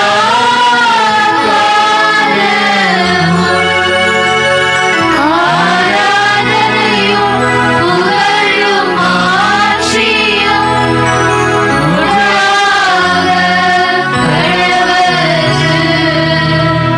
இயேசுவின் மதுரமான திருஹிருதயமே, எங்கள் மேல் இரக்கமாயிரும். மரியாயின் மாசற்ற திருஹிருதயமே, எங்களுக்காக வேண்டிக் கொள்ளும். என் பங்கின் பாதுகாவலரான புனித அந்தோணியாரே, எங்களுக்காக வேண்டிக் கொள்ளும். புனித சூசையப்பரே, எங்களுக்காக வேண்டிக் கொள்ளும்.